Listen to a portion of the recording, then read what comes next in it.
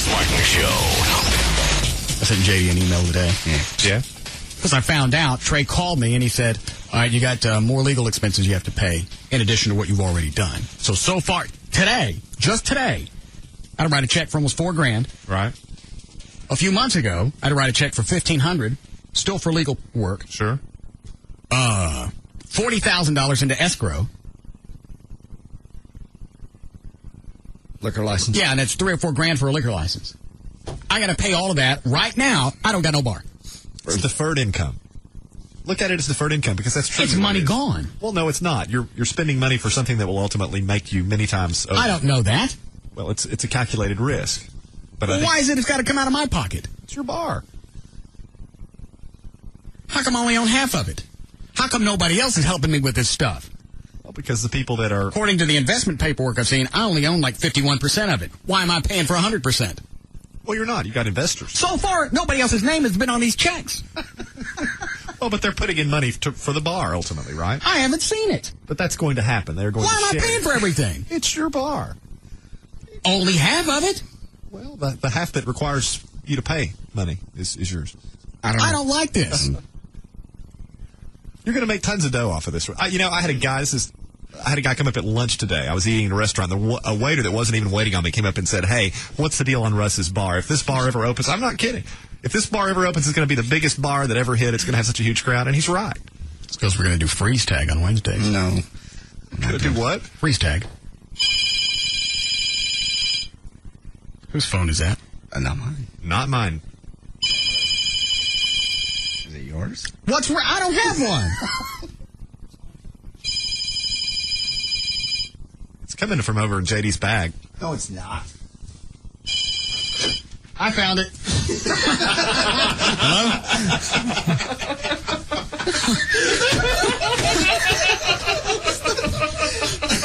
The Keystone Cops.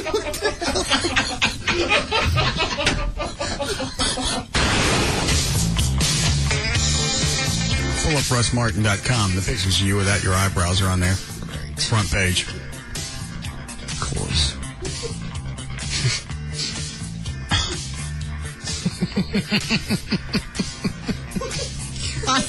I don't understand why you left any of the eyebrow at all. Well, I'm not going to shave him completely. I might as well. You're right at that point. God, that looks scary. Yeah, that's good. What's funny is now I'm used to the Sharpie drawn in on your forehead. So you're going to draw those in every day? Nah, I'm going to actually go get some fake ones. Somebody gave me a link where you can actually buy eyebrows. How much are eyebrows now? About $30. For both of them? Yeah. Well, They're real human hair. and how do they stick on? A little glue. Like the spirit gum spirit or whatever? gum. And you're going to wear those every day? For a few months. It'll grow back fast. Okay. I hope. I don't know. Is that Gail? She saw the website? Shut up. Oh, my God.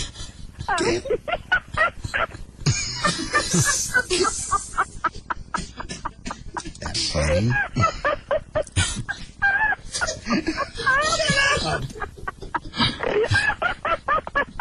Jesus. I gotta go.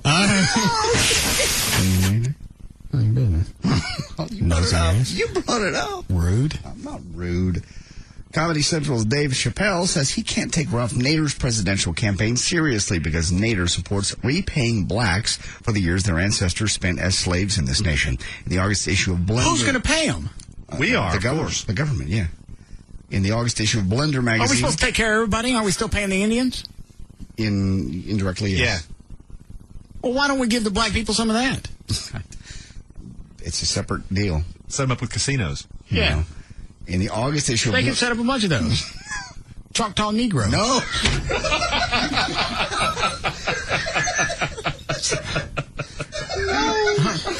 The Russ Martin Show.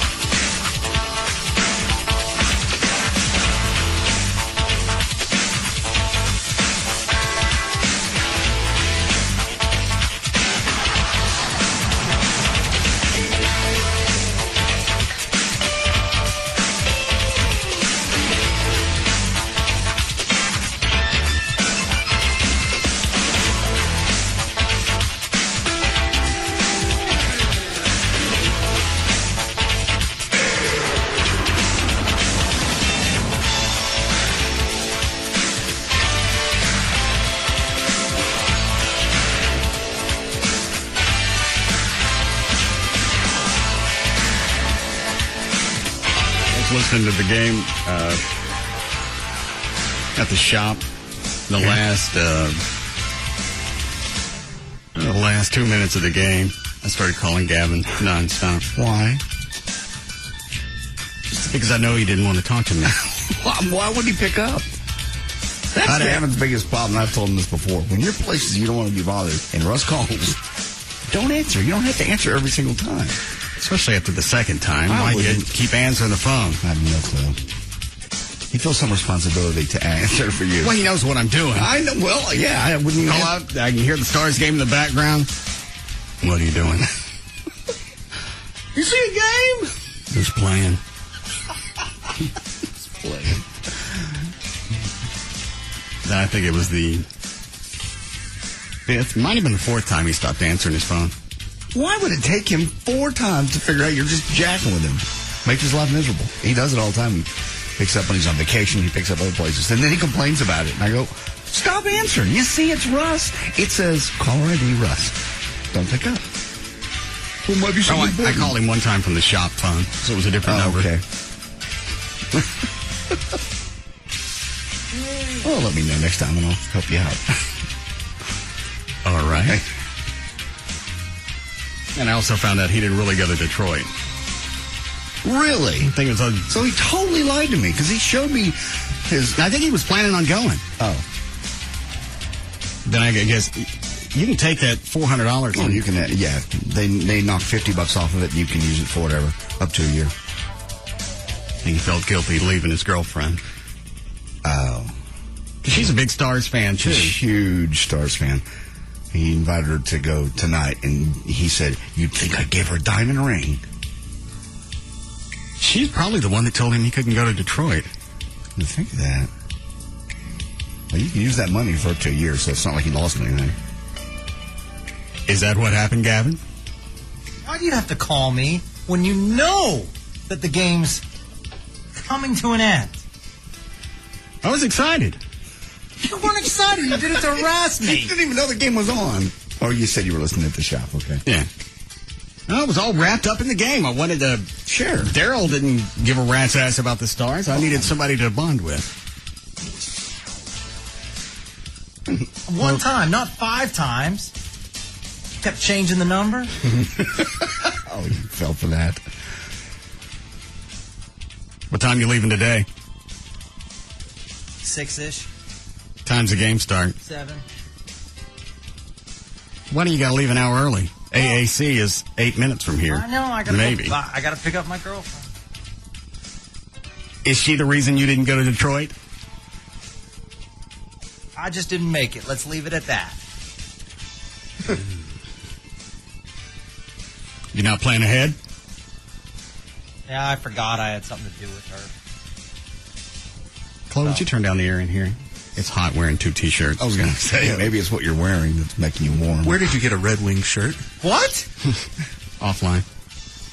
Yeah. It was only like, nice. I think $18. You don't have one on. Yeah, he does. What's the CCM part? What's that mean? I think it's the brand. Oh.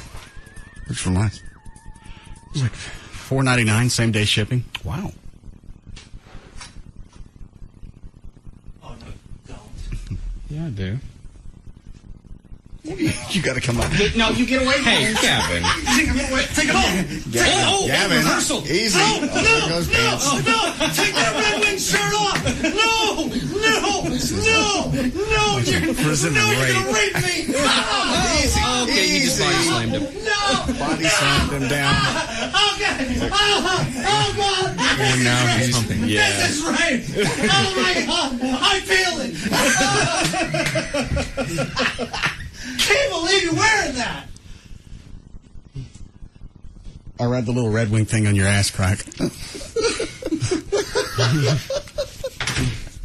It's a nice body slam, by the Yeah, way. just pick him up and throw him straight down like a little doll.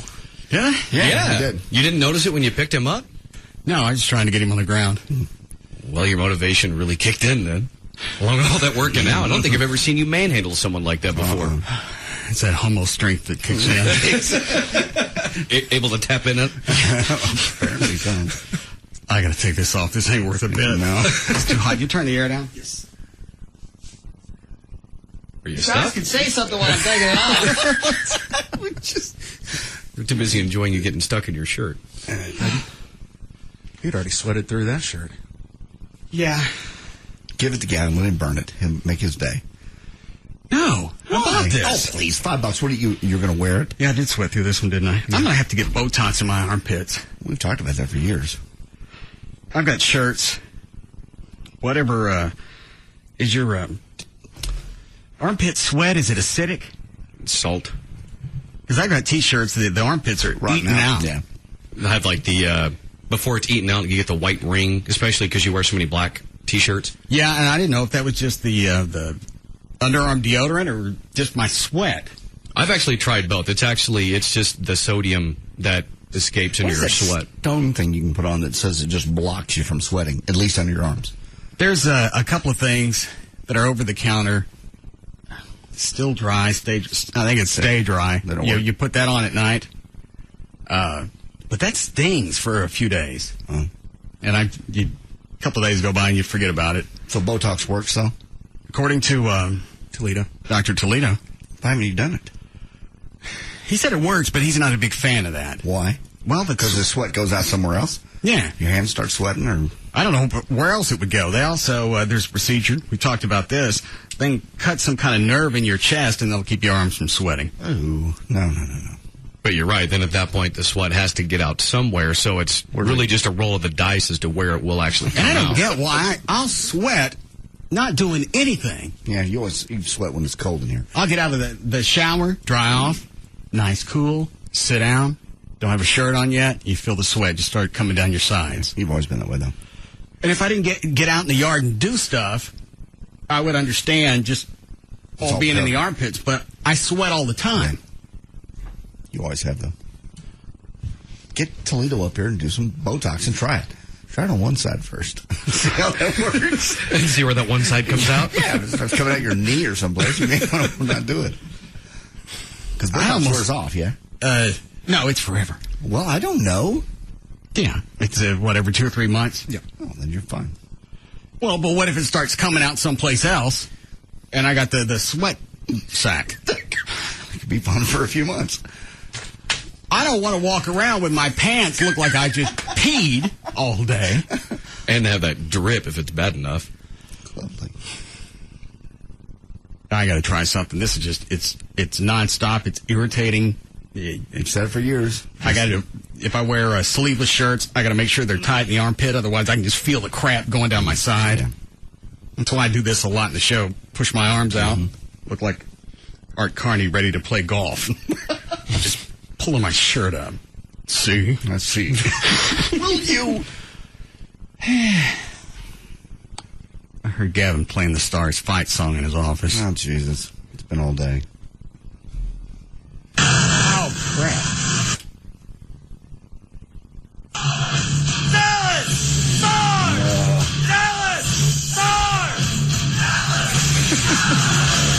Is he having his own pep rally? Yeah.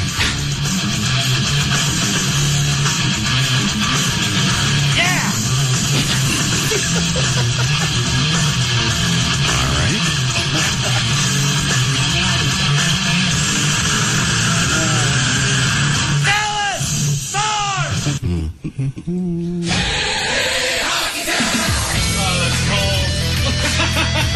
Is this the Detroit fight song? Dreams are found. We fought so many battles here.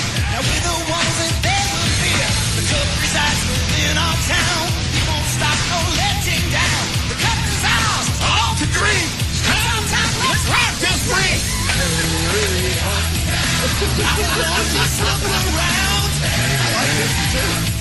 I like Dallas's better. I do It's too. Pantera. Yeah. This is wrong. Why?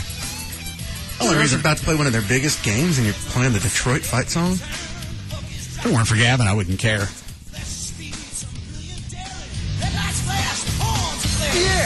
What? Your boss has told you to take this off the air. I heard him.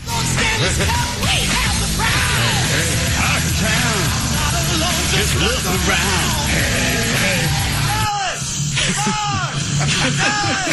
Oh, we know what today's going to be like. Oh,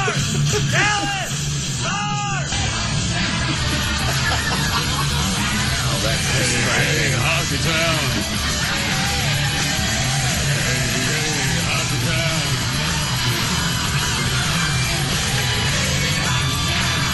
Wait, Gavin. I can hear that through the wall.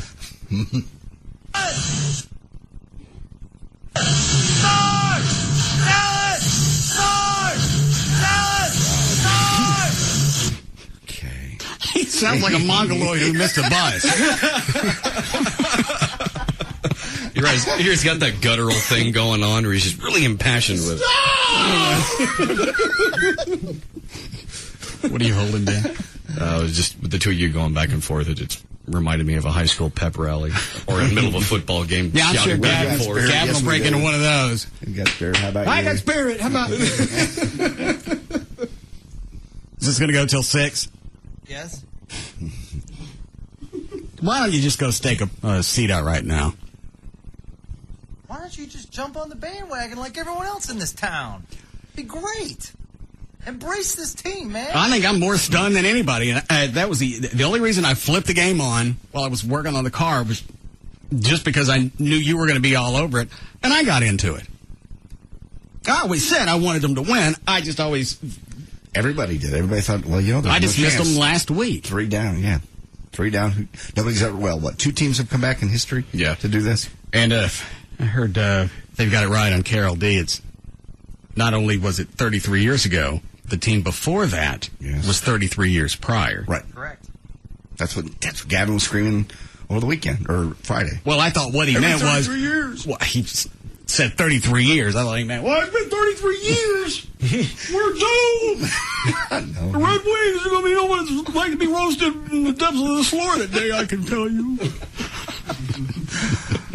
I am beyond shocked that they did what they did Saturday.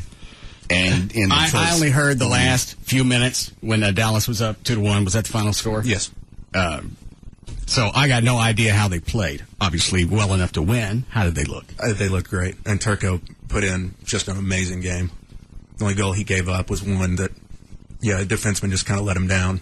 So what's happened to the Red Wings over the past couple of games? Well, there's 2 theories. One is that Dallas really is just now recovering from that quadruple overtime game and that they've got their legs back under them.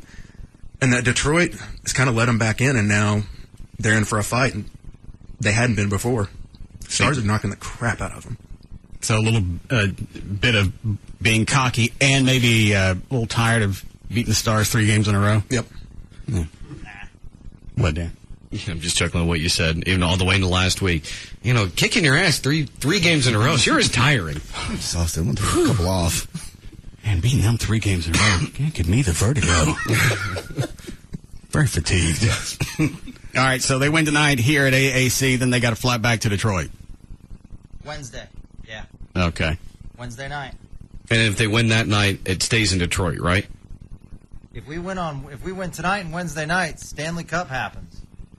There's 2 games left. Oh, that's right. I'm sorry. I got one behind. They win the Stanley Cup after this, or they continue to go to the Stanley Cup against Pittsburgh. All right. Who throttled Philadelphia 6-0 yesterday. Wow, that's devastating. Yeah. Are you gonna fly up there? You gonna try and fly up there Wednesday? I might. I gotta see how tonight goes. What? Yeah. I meant if they win tonight, you think you're gonna go Wednesday? There's a pretty good chance, but yeah, I'm heading out to Vegas, so I don't know if I can pull off 2 flights. Why are you going to Vegas? A little vacation.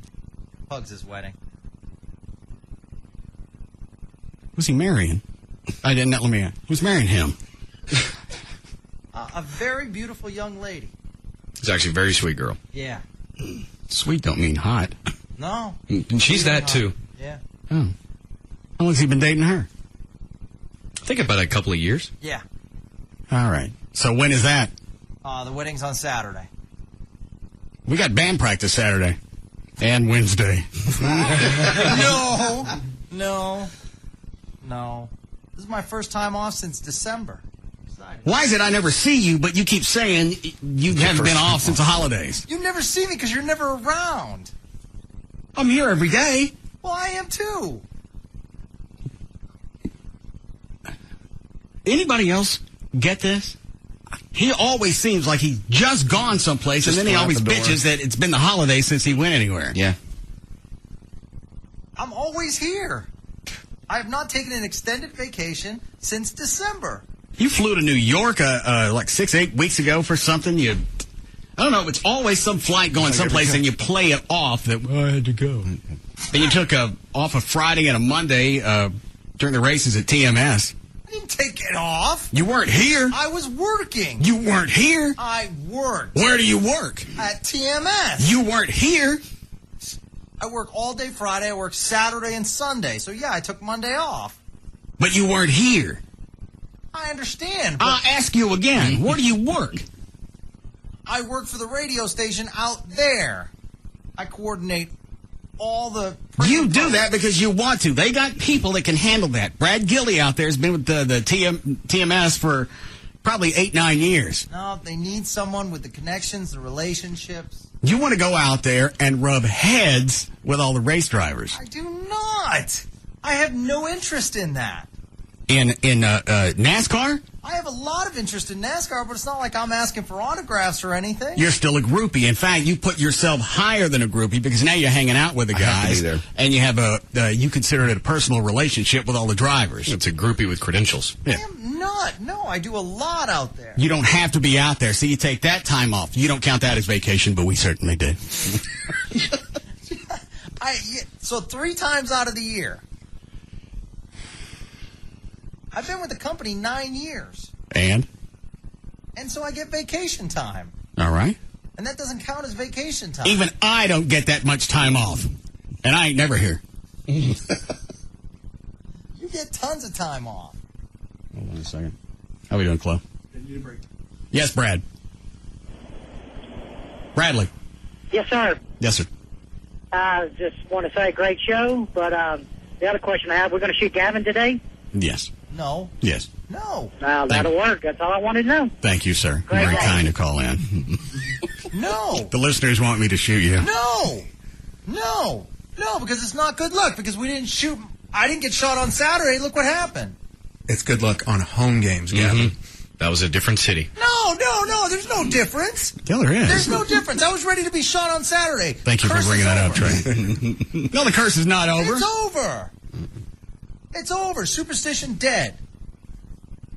No, your curse is still there. No. God, there's a Curse of the Bambino joke someplace. I can't find it. Why couldn't you be black? What? Yes, Reagan.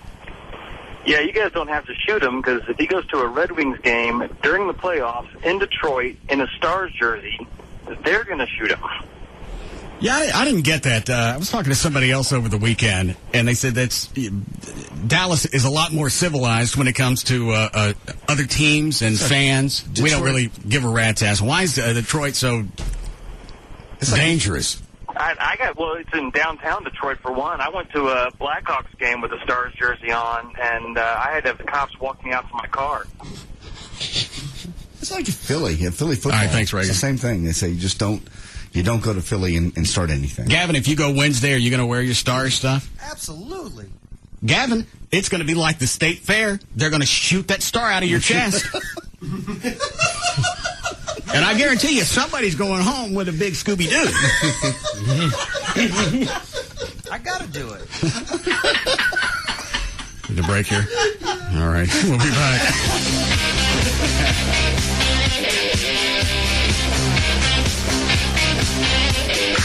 We'll be back to the Russ Martin Show.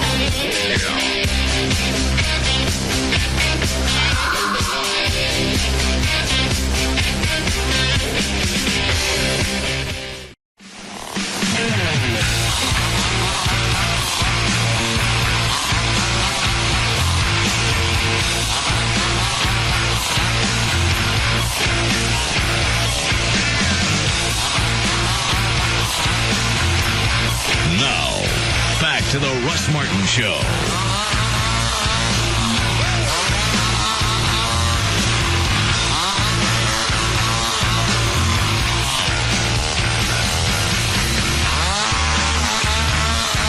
Is that Gail? Hi, Gail. Hi, Hi, guys. What are you got?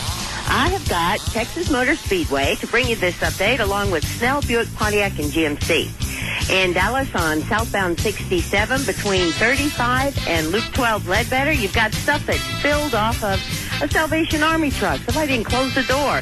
Got all kinds of stuff along that roadway.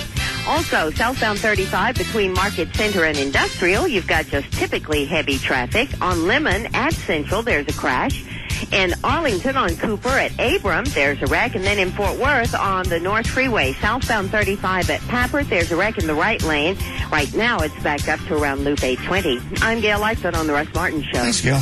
Warm tonight, too. Going to be 63 for the low, then up into the upper 90s again tomorrow. We're going to break a record today. 90 should be about 99 before it's over. 95 now at Live 105.3. That Jackal bumper Chloe just played reminded me. Jesse James, Jackal, last week sent me his new single. I haven't listened to all of it, but it doesn't sound like him on the vocals. Does he have a whole CD out, or is it just a single? Let me see if I can find the email. Hold on. Has he ever put anything out where he didn't sing on it? No, he did a duet with Brian Johnson from AC/DC. Oh. What was that? Locked and Loaded? CD cover for Jesse James Dupree and Dixie Inc. drops July 15th. The single Rev It Up and Go Go will be on iTunes next week. Here's the link. Then it's his MySpace page. Okay. And that's it. You want to hear it? Yeah. I'll listen to the first I love his stuff, but I don't remember having a lot of vocals. What? I don't remember. I've heard his songs, but I don't remember having songs with vocals in it. All of Jackal's stuff has vocals. Okay, well, maybe I'm listening to the bumpers only.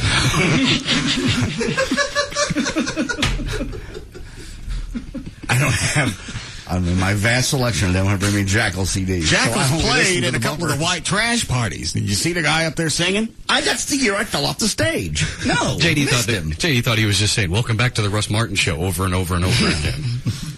That's not him? Here it is. It's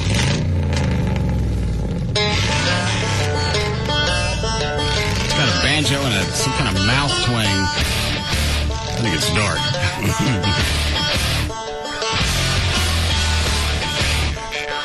Yeah. Not far.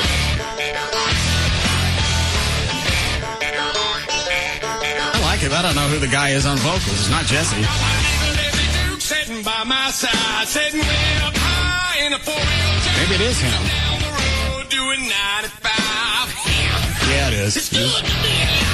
Time to man up, better bring a long ruler, put my 40 in the work. I got a 40 in the cooler. Southern by grace, call it Southern pride. When it's time to roll, I'm ready to ride. Ring it up and go, and do a skitter show. 'Cause I wanna hear him sing a simple man.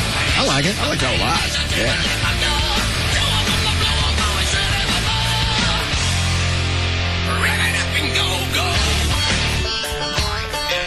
I'm not sure about that mouth part. That's the one thing I'd take out.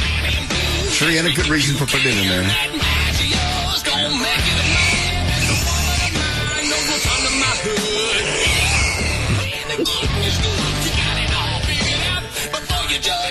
All right. Let's see what his MySpace page is. It's coming out middle of July. Drops July 15th. It's MySpace. And then it's just Dixie Inc. Nothing else. I like that. That's great. Now, is that, I really don't know most of his music. Is that how most of it sounds? This one's a little bit heavier than his other stuff, isn't it? A little bit, yeah. You know Lumberjack? No. Chloe, load the bumper back up. Oh, I know the bumpers. Oh, that one. Okay, that's Lumberjack. Okay. Just never knew the title. I'm a lumberjack baby. Okay. Well, if you're looking in the Jack library, I don't think they have any Jackal in there. Well, I guess it went away. I hate that. Sneeze gets right there and you lose it. Yeah, it's like finding a perfect website and nothing comes out. Yes, very much. You've been robbed. You find one? No. Oh. Can't find any Jackal over Jack FM. Now I can't think of any of the Jackal songs. It's the only song I know because it's a bumper. Was that, did he have Let me see if it's on his MySpace page. Did he what? Have hits on the Eagle? Yeah, Down on Me, When Will It Rain? Okay. Yeah, the only thing he has on here is Rev It Up and Go Go. But you probably weren't listening to the Eagle in the early 90s. No, it was not. Back to country music. Here's the one that he did We with didn't add any when I was there. All right, I got 3 things playing at once. Hold on a second. Kill that one. Here's the one he did with Brian Johnson. And quit playing that hockey song. I can't get it out of my head. Red Wings. You never heard this one? Give me a second. All right.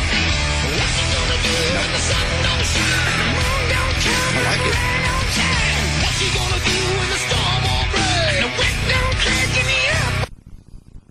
I'll play you some Rock of this stuff stations later. would play more like that, I'd listen. But so much of it's just whatever some of the rock stations are playing now. It's just so heavy and dark. Every time you tune in, it's That's why I couldn't stand rock music in the 90s. Everything was coming out of Seattle, and everybody up there was depressed. And the music is just so... It's just all dark and damp, almost came with a mildewy smell just from people living in that funk and just being absolutely depressed nonstop and can't keep it to yourself. I think that's why I quit listening to rock and roll. Wasn't Jimi Hendrix from Seattle? Yes. Some of his stuff was happy. Sir Mix-a-Lot's from Seattle. Oh. That's rap. Well, they're always happy people.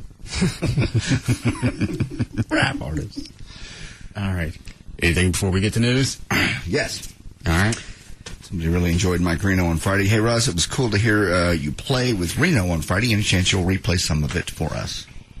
Do you want to hear a piece of it? I really do, yeah. That was so much fun. After the show, Chuck and I went back and brought the instruments up a little bit because I was playing. I couldn't ride Reno's level. I know. You didn't have enough hands. I'll do this quick. We're playing too much music. Just quit. What? Just stop playing the hockey song. Okay, I heard it. Ooh, yeah. Come on, baby. This is for you, Gavin.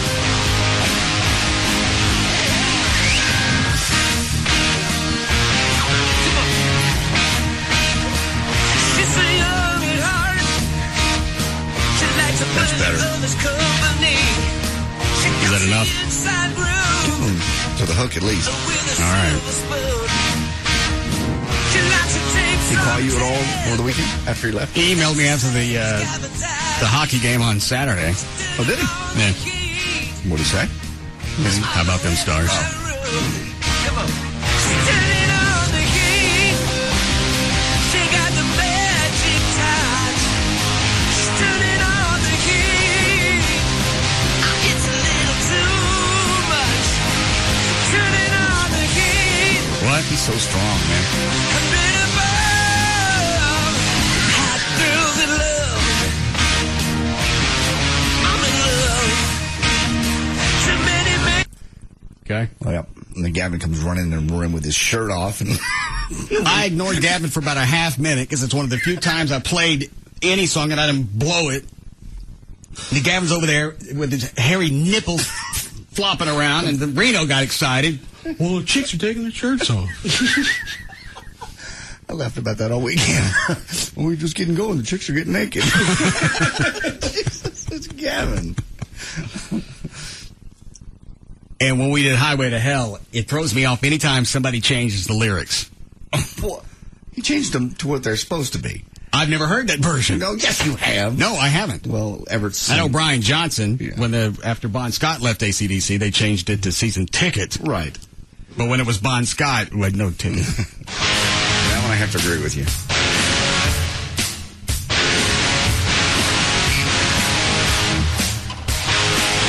Living easy, living free. Season ticket on a one-way ride. Every time somebody does that, it throws me off like a half note. Well, I'm using that for my pacing. I understand. And Everett has a tendency to sing the other version from time to time. That's all Everett does. I have to give, wherever we're playing, he looks at me and I have to give him the nod. Yeah, this is one of those venues, or no, it's not. Asking nothing, leave me be. Take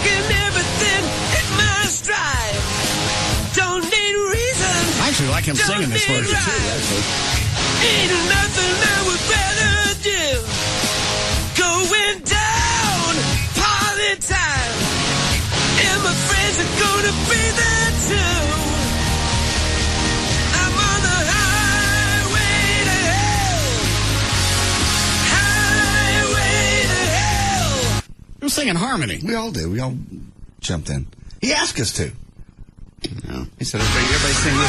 Highway to hell. Highway to hell. No stop signs. All right, that's enough. Like that a lot. All right. Now, let's see. I guess I could play this, and then we could do news.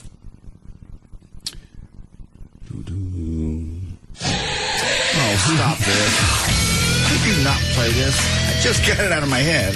I'm wandering up down the hall going, hey, Petty Hop, get down. Sure, the only one's playing this today. What's he doing? Gavin looks like he's having a seizure. Trey, go in there and pull his tongue out so he don't swallow it.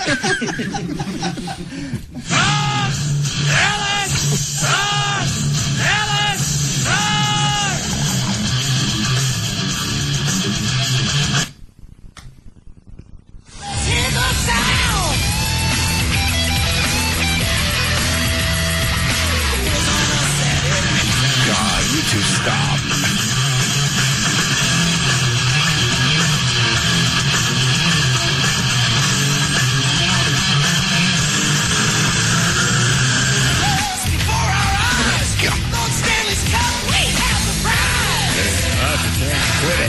Turn this off.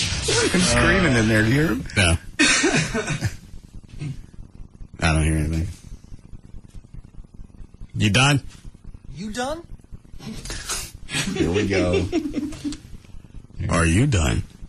The only reason I started this is you had the boom box in your office playing the Stars. The only reason I keep playing it is because you keep playing the Enemy song. You started it.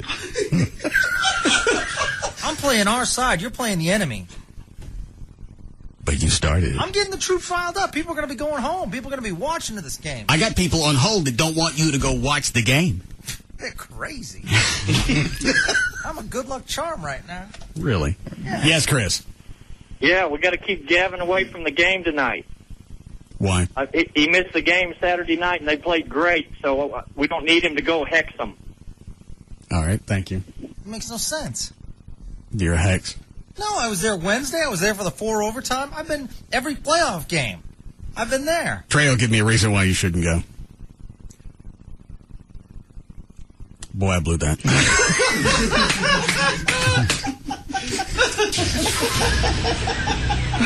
401 at KLLI, Dallas, Fort Worth, Texas. Dan O'Malley's here with news. Try to get maybe thought of Classic moment. All right, Trey's had a second. Give me a reason why Gavin shouldn't go tonight. I'm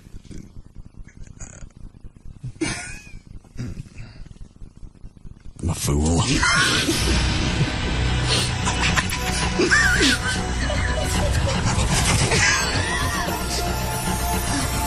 Sounds just like Stuttering John when he was at the height of his stuttering on Stern Show.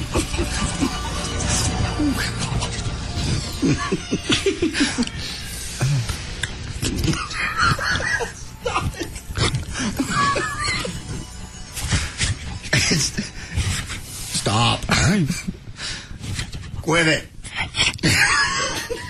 Go ahead, Dan. All right, news is brought to us by Duke's 183 in Central in Bedford, where you can see JD Friday night from 8 to 10 p.m. That's at Duke's in Bedford. Hang on, I knew I had one more clip I wanted to play. That's where it is. This is from Friday. Okay. All right, JD, I'll let you start this time. Right. 10 points, pass or play. Solo. Looksism. 9 points, Trey.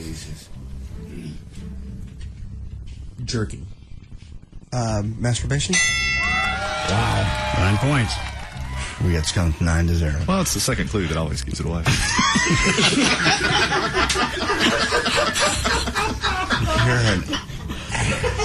All right, JD, Trey. Do one more? Headphones off. Okay.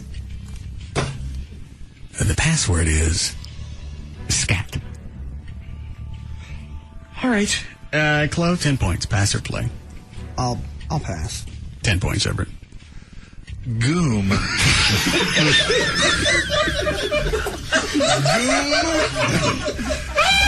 is not even a word. That's not even a word. You swear that's a word. Oh, God, no. Goom. I called him on the weekend and just went goom and hung up. And you can't tell on the air, so you lose part of it when we're playing. Presentation. Yeah, because he'll stop, he'll reflect, he'll scratch his chin, and then he says, boom. He gives you the arms out like, here it is on a platter. All right. Chloe, 10 points. Pass or play? I'll pass. 10 points, Everett. Goom. Goom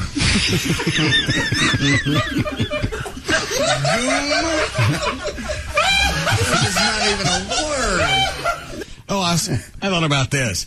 We can get Chris at VertBiz to hook the audio feed back up on RussMartin.com one Friday after the show. We can play Password online. Okay. And then we don't have to worry about, our language. The delay, yeah. Okay, that'd be fun. Let's do this after shows for every once in a while. We did them like once a week for a while. Yeah, I think the computer we were using crapped out. That was the time that you sang the Bare Necessities online. Don't talk and about changed that. the lyrics. No, I don't remember that, and there's no reason to discuss it, no reason to talk Do we about have it. that? Dan's got a ton of news. Do we have that bleeped? Yes. Where is it? No. I have to go get it. Oh. You can get it later. Okay. Much later. 10 points, Everett. Don't. Oh. Goom.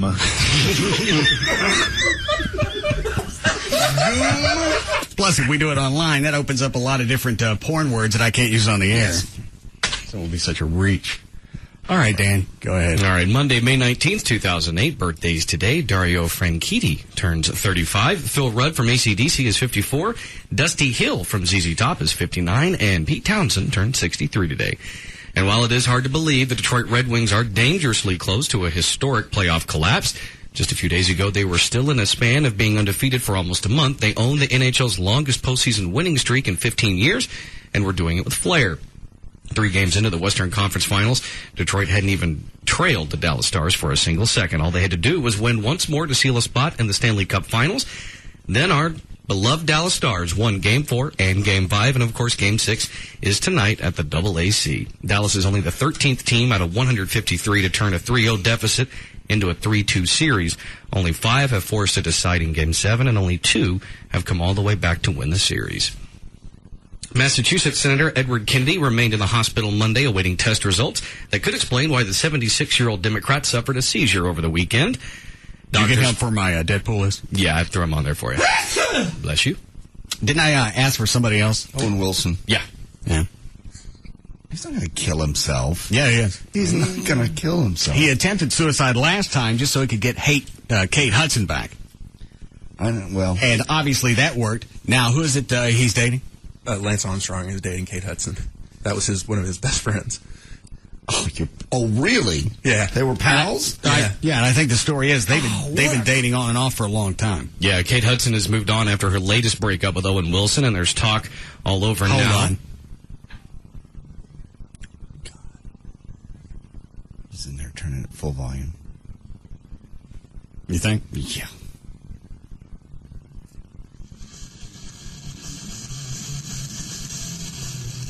Gavin. Yeah,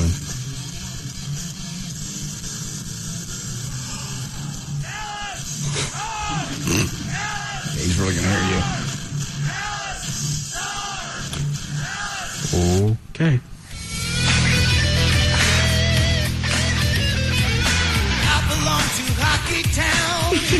If you're on a Detroit radio station playing the Star song, you'd probably get shot. Yeah, Trey was talking about, well, what's the hey, put Owen Wilson on hold for a second. Sure. What was your theory on why it's dangerous to go up there and be for the opposing team? The fans are just, I hate to say, like in Detroit, a factory town, you've got a lot more blue-collar fans, and they live and breathe hockey. There would be suicides if they somehow blew this series. And they're just Mostly they're fanatical blue-collar. about it. Well, I'm not saying all blue collar, but that's just some even white collar can't get in. Yeah, what was the town composition you told me off the air? I can't remember what it was. Yeah, what are you talking about off the air? I don't know. Composition. Why are you talking off the air? Why are you talking off the air? You get in here and you lock up. Hey, get outside this room. You can't Sorry, shut Trey, him up. normally I wouldn't throw you under the bus, but you'd do it if I said that. Oh, it's all right. I've got the bare necessity, so Ass. So what'd you say? I'm not saying. Did we go out on the porch?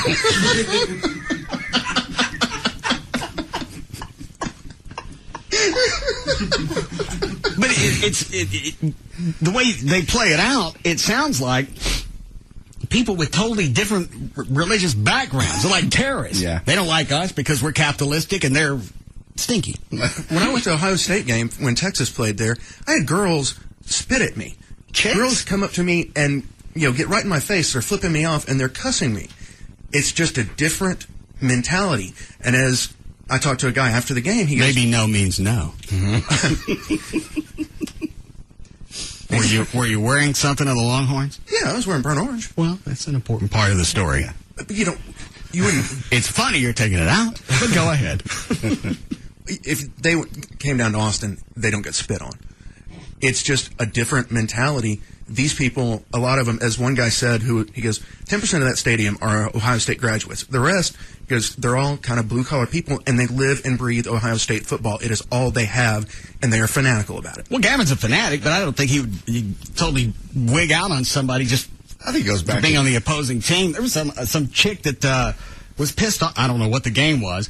Pissed off at some guy in a parking lot because he was rooting for the other team, so she mowed him down with a car. Yeah, it was in Boston. Yeah, it was a Yankees-Red Sox thing. And actually, I went to a Cowboys game this last fall when they were playing they were playing here against the Minnesota Vikings, and a girl I was at the game with was wearing a Minnesota Vikings jersey because her now husband plays for them.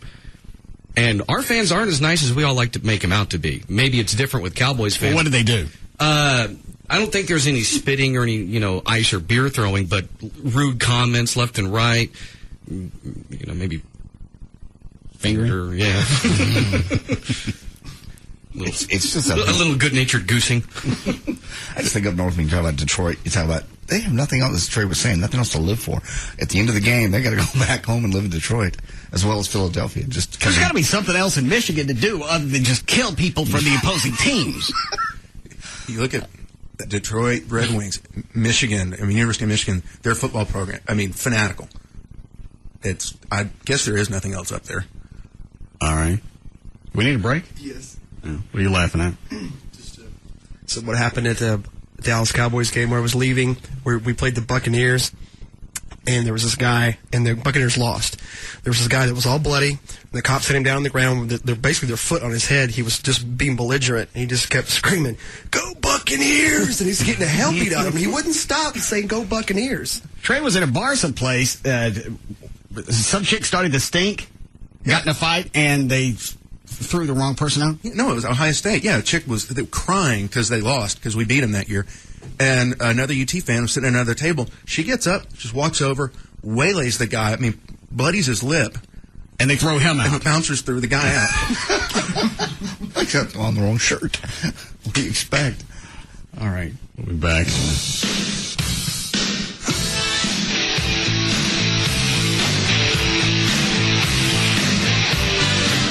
We'll be back to the Russ Martin Show.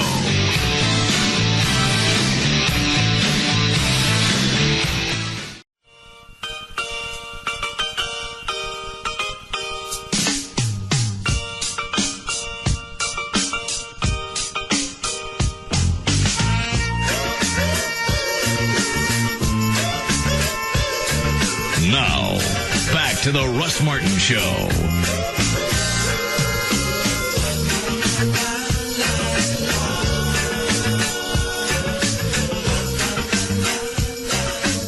right, Dan, pick up where you left off. Okay, well, we started on the Kate Hudson, Owen Wilson thing, but she has moved on after her latest breakup with him, and there's talk all over the place now that she's dating Lance Armstrong. Apparently, they've been dating quietly for several weeks now. They spent this past weekend together in Austin. They were seen out together at a few different places, including a dinner with a large group of people that included Lance's children. Kate actually got to know Lance while dating Owen because, of course, Owen and Lance are buddies. He'll kill himself. I didn't know the buddy tie-in. That really kind of blows. That didn't make any difference. You know difference. the guy's unstable anyway. Well, he terrorized himself after I guess she left him. Clearly, this time also. And then offers to kill himself, and she comes back. Yeah, I told Trey right after all of that broke, when he had attempted suicide, I went, none of that was real.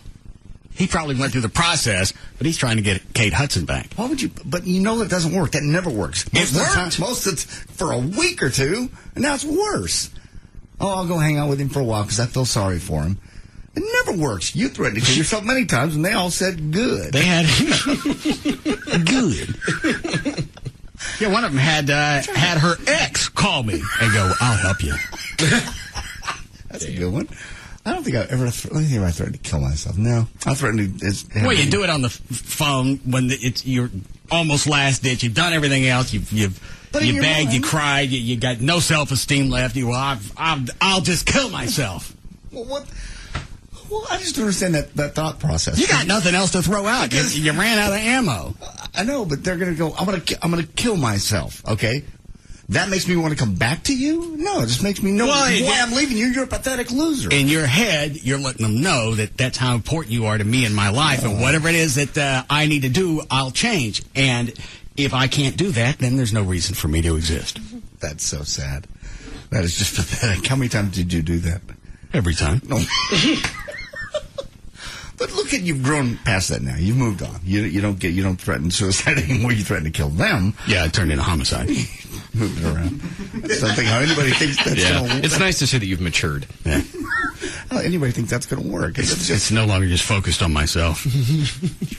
Bring everybody in the fold. I don't know why. It never came close to working. No, because the reason they're leaving you is they think you're a pathetic loser, and you've just proven them right. Oh, yeah, well, then you're not seeing the other side of, I think that you're in that important. That's not the way it comes across. And then you try, and even though you cried and you've lost any esteem that you possibly had, then you throw out, I'll change for myself. You give me a list of things that I need to do, and so you sound mentally stable, sure. And if there are things that actually would better me as a person, then I'll do those. Not just because you want, but because I think it'll help me grow in the long run. And we can work on this together. I can help you with things and keep you from screwing other people. That's how people grow. That's how people grow. We grow together. Why is it that they don't buy that? Because it's pathetic. It's not pathetic. Yeah, it actually makes sense. It's you brought it up at the wrong time. You should have brought it up a year ago when everything was fine. Yeah, when you're treating them like piss and you can get away with it. Then they turn on you. Because you treated them like piss. Well, I didn't know I was treating them like piss. It's just that's what a leopard does. The relationships. I just can't believe you actually ever said to somebody, I'll just kill myself then. Oh, yeah, I was adamant. I wasn't going to do it. No, but that was the only, like I said, I only threatened with the videotape. Oh, really? You're leaving me? Well, that's okay, because I'm screwing one of your friends. And the videotape that we took over at the house by the pool, guess what? Guess how many copies I have? I work at a TV station, you know? Can't wait for YouTube! When they're back in the 90s? Yeah. I'm going to sit here, I'm not going to move from this chair, and I'm going to wait on the internet. Meanwhile, she goes off and gets married twice and has 2 kids. Did you actually send anybody the video? No, never did. Well, why not going to do it? Well, why not now? Yeah, do you still have it? Oh, sure. Well, in fact, I was cleaning out stuff over the weekend in my garage. I found stuff from Hot TV, Hot Tickets days. I found porn, focus, porn. Oh, I'm sorry. I found a ton of porn. And I found you got the video of her? 7 different girlfriends on video. And, Are you in the shots? Let me think. I'm in one of them and I'm not in 2 of them. Those are the ones we'd like to view. Okay, I'll bring them up. We could do a screening. Yeah. Yeah, she's Yes, very naked in both of them, and I'm not in either one. What's she doing? Using a toy in one of them, and just what kind of toy? You like a dollhouse? No, Cabbage Patch. Mystery Date. Rubik's Cube. No. Chia Pet. No. Light Bright. You're getting closer. No, like a Water Wiggle. Slip and Slide. Yes, an adult toy.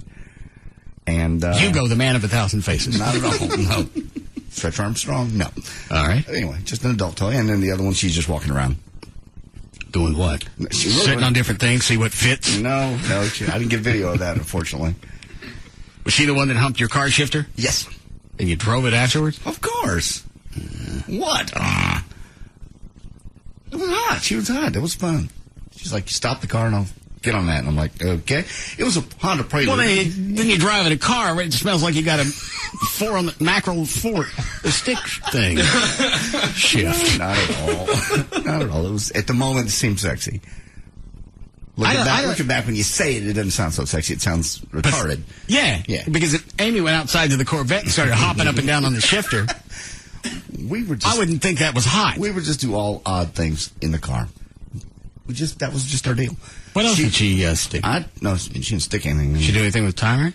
No. What about the spare? Nothing ever with the spare. No, she liked mirror, car door, one of the seats, carburetor. No. Car too hot? She just likes to get naked and drive down the freeway and service herself. While you're driving? Yeah. But how do you focus? You don't care to focus at that point. You just want to watch. And go up through the sunroof naked. And she was just a wild child. All right. Bring that video. I will. I'll bring it in. I found it over the weekend. All right. Go ahead, Dan. Okay. We mentioned Senator Edward Kennedy and his stroke. But retail gas and diesel prices reached new records today, adding to the pressure on drivers planning road trips for the coming holiday weekend, while oil prices stalled following last week's record highs. Americans are now paying an average of $3.79 for a gallon of regular, according to AAA. And, of course, now the Oil Price Information Service also says diesel now costs $4.52 a gallon. Prices in Alaska and Connecticut are averaging just above $4 a gallon statewide. How does the thing work with Chrysler? They're selling cars, and I think for 3 years, 12,000 miles each year, your gas is $2.99. Do you send them a receipt? They send you a voucher? Or? I don't know how it works. When we read the story... thanks for answering my question. Well, the answer is I don't know. They don't say anything. Good. Go ahead, Dan. I want to say from the story that when it first came out, I think they give you a card that you take in, and it runs off of that. Like a debit card. Yeah, kind of like a debit card, or like a rewards program, like at the grocery store, but kind of combined. And you've heard people argue, well, now they're going to drive more. Not me, because if I know I got $2.99 a gallon and it's only going to last 12,000 miles, I'm going to milk that bitch until the very end. I'm going to try and make it last throughout the entire year. That's you, but people don't think that way. They think free gas. I'm going to go spend it. But I know as soon as I run out of $2.99 gas, I got to go back to paying $4 with everybody else. That's how you think. That's not how most people think. That's why you don't have credit card debt and never have. That's how most people have $25,000 in credit card debt, because everybody thinks I'll pay it off next month. The next month will be the time. That'll be the time I'll be ahead. You just think differently than 98% of the people out there.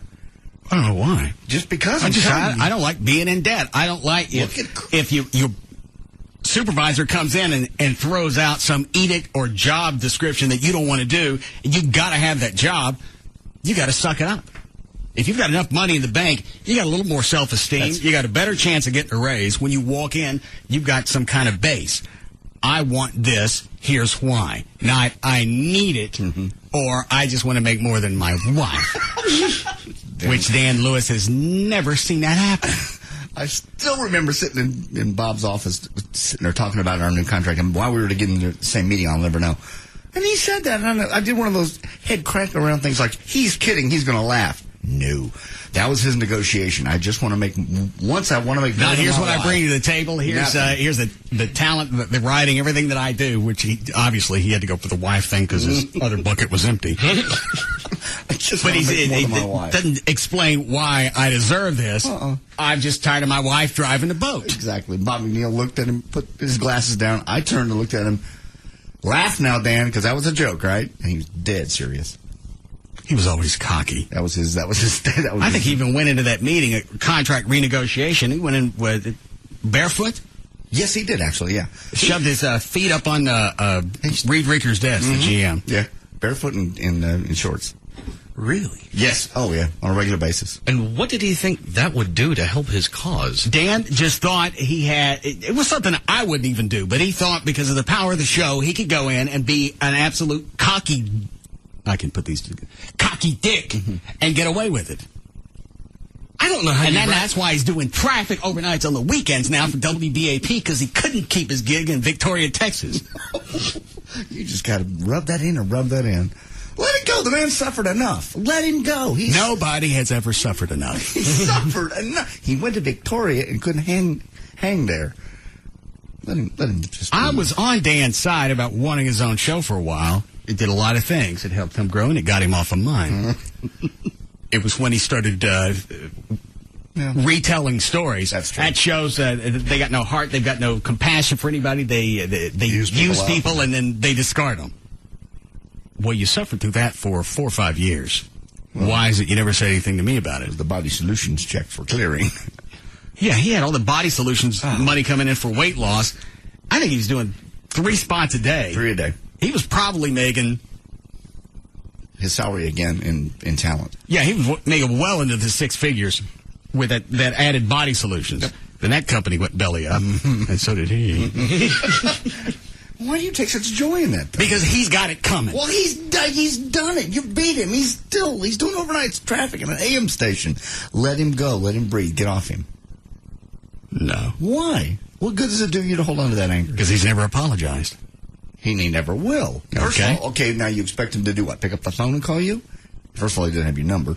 Email you? I think I'm pretty visible as far as where to find me every day from 3 until 7. He's going to call you on... It's not like I'm doing middays or on KLLI where nobody can find me. That's good. He's going to pick up the phone and call up here. You're in complete control. He has nothing to say. You're going to make fun of him and hang up on him. I got nothing to make fun of him. You want to apologize for all the crap you could say. I was pissed off at myself. I was pissed off at life. I took a job that I probably could have retired with. I screwed it up. I wanted to go off on my own because I didn't want to work 6 days a week, do your show, and then try talk on the weekends. You didn't want to do any of that. I help him get his own show. Then he turns on me. Well, all that is true. And then he blames me, because he can't get another job in Dallas-Fort Worth because his association. Nothing to do with the fact that he sucks. Let him go, though. What good is that show's too blue, and everybody thinks I'm too closely associated with it. I've been typecast. You've been typecast because you suck. Let him go, though. He's suffering enough. I can't. Why? Be the bigger man. Screw you. Why are you defending Dan? I'm just saying, at some point, what good does it do just to hang on to this anger? You're absolutely right. I'll let him come back to the show. And then you can deal with him on a daily basis before 3 o'clock. Let's stop him to death. No. Let's find where he lives. What were you going to say, Trey? JD, tell the story about when your computer was breaking. Oh, that's son of a bitch. Well, JD. You're slapping on the keyboard. Like it was just locked up like computers do all the time, and I was pissed off, and it was a deadline. It was a very crazy day. I went like that, and he goes, well, JD, you know. And now that's not just the first time. He's do that all the time. Take that exact, well, JD, sound, and that day I couldn't take it. And it didn't matter. I slammed the door, and I said, shut up, don't ever speak to me again, ever. I slammed the door and went upstairs and worked. I didn't realize you were so violent. Yeah. You were aware of that day. In fact, we talked about it on the air.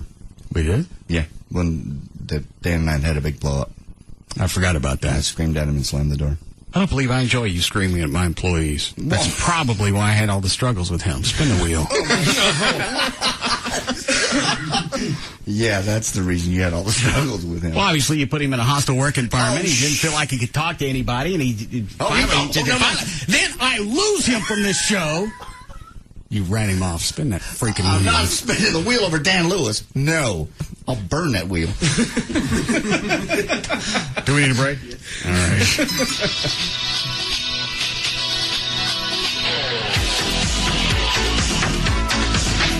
We'll be back to the Russ Martin Show.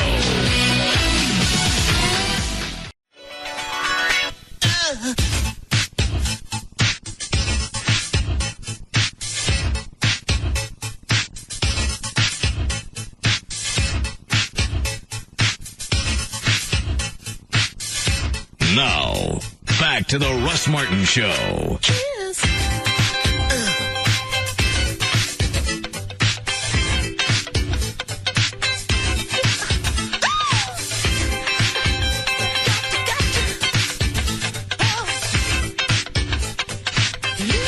that Gail? Ms. Lightfoot? Yes, Mr. Martin. What do you have this time?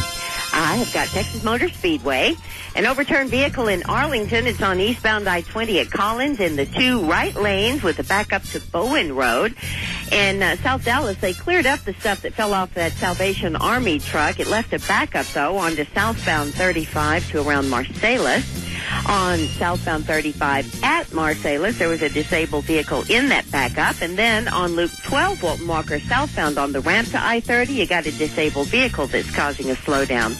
I'm Gail Lightfoot on the Russ Martin Show. Thanks, Gail. All right, mid-60s for the lows tonight. Going to be hot again tomorrow in the upper 90s. Same thing mostly throughout the week. 95 now at Live 105.3.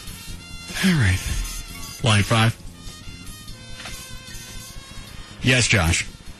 Hey, I was just wondering, I wanted the background info on Dan, how he got on you guys' show and all that stuff. I don't think you guys ever covered that. I went to high school with Dan. Ran into him a few years after he graduated. Worked with me on the TV show. Brought him over to the radio side of it. Then he turned on me. Sweet. I just want to say Jagger's show's terrible. Oh, well, that's too bad. No, it's not. Good. I've listened to it. Okay. I like it. Good show. Thanks. No problem.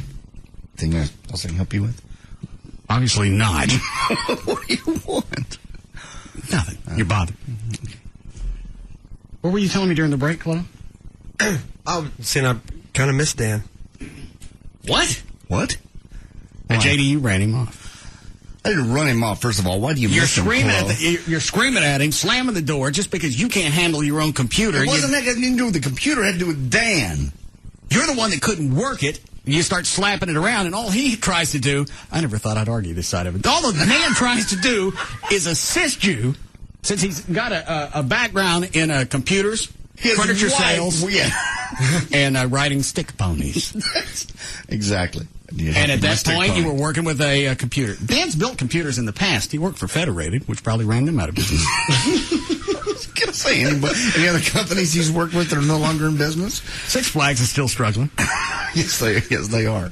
That one remains to be seen. So, because Dan's tried to help you out. He wasn't trying to help me out. He was being just Dan.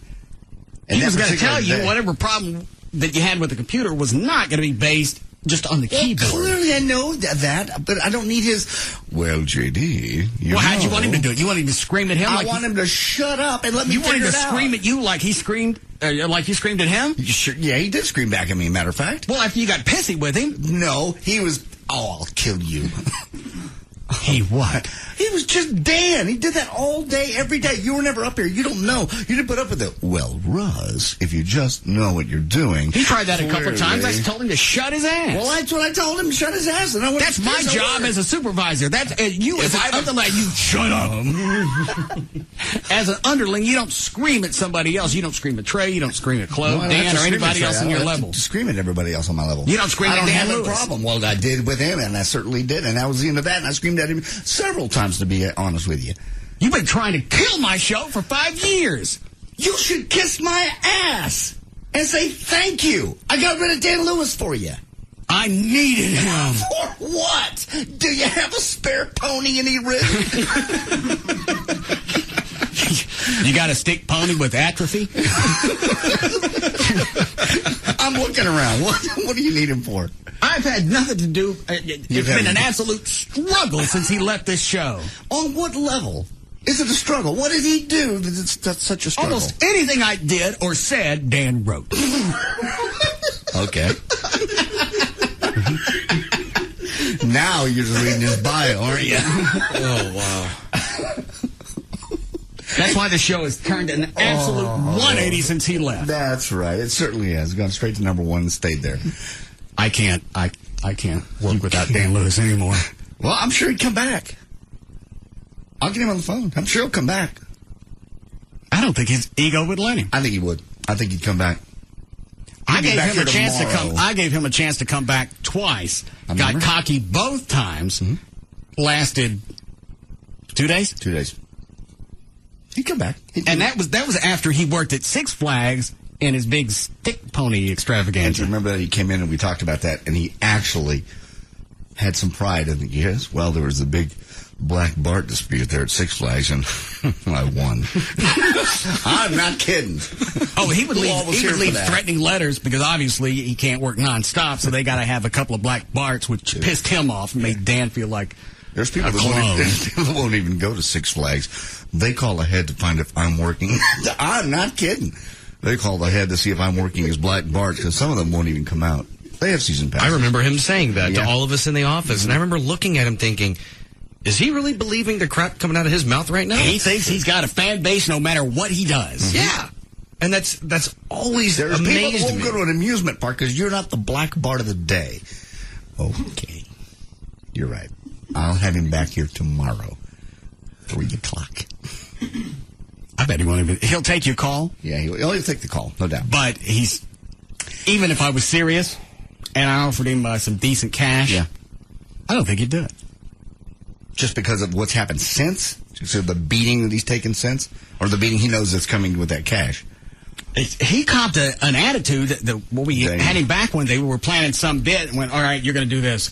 Well, I don't believe my character would do something like that.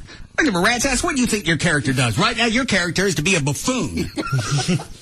Well, that's not the direction but I wanted to go. My career. Well, okay. Well, here's a direction. Why don't you get the out? So you want him back? It's all my fault that he's I need gone. him back. I'll get him. I'm tired of every day being just riddled with angst because I have no idea if I'm going to be able to pull the show off or not without Dan Lewis. Pull that audio for me, will you? During the break. I don't know if I could pull myself to do that. What a void. A void? Yeah, black hole. Chloe was asking me for Chaw during the break. Yeah. I want you to, when we come back, say you miss Dan Lewis. Uh-huh. I don't think I can. Well, then you don't get no Chaw.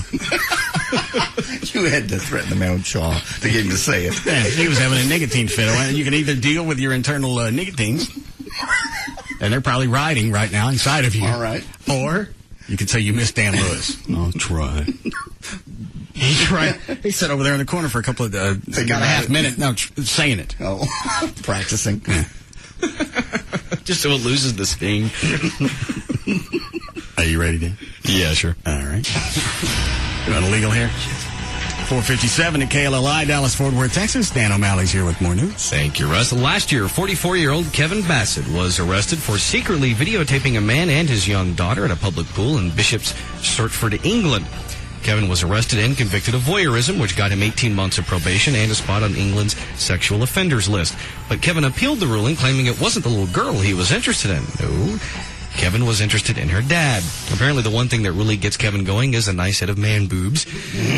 And Kevin indulged himself by secretly taping men with their shirts off. Kevin's attorney argued that since men bare their chests in public all the time, Kevin had done nothing wrong by taping the man shirtless, and on Friday, a court in England actually agreed with him. According to the ruling, a man's chest is not viewed as a private part, so legislation which prevents people from staring at women's chests does not apply to men as well. I wonder if Gavin could make some money on the side, putting his boobs on the internet. You know, the different fetishes. Possibly. Which fetish would that be? The man boobs. I know, but he doesn't have really distinctive man boobs. Stacy has great man boobs. I had a dream about Stacy over the weekend. Well, let's talk about Gavin for a minute. You go because I ahead. think we could possibly milk that. Okay. Gavin's working on man teats. Is he really? Yeah, he's got those cockeyed nipples. Oh, he does have the nipples that are off. That's true. Oh, I forgot about those. I didn't notice those Friday when he came in. Well, Friday was just disturbing. Yeah, because he came in and disrupted. Oh, I know you what it were was. singing. He had one foot off and one on the step, so they looked level.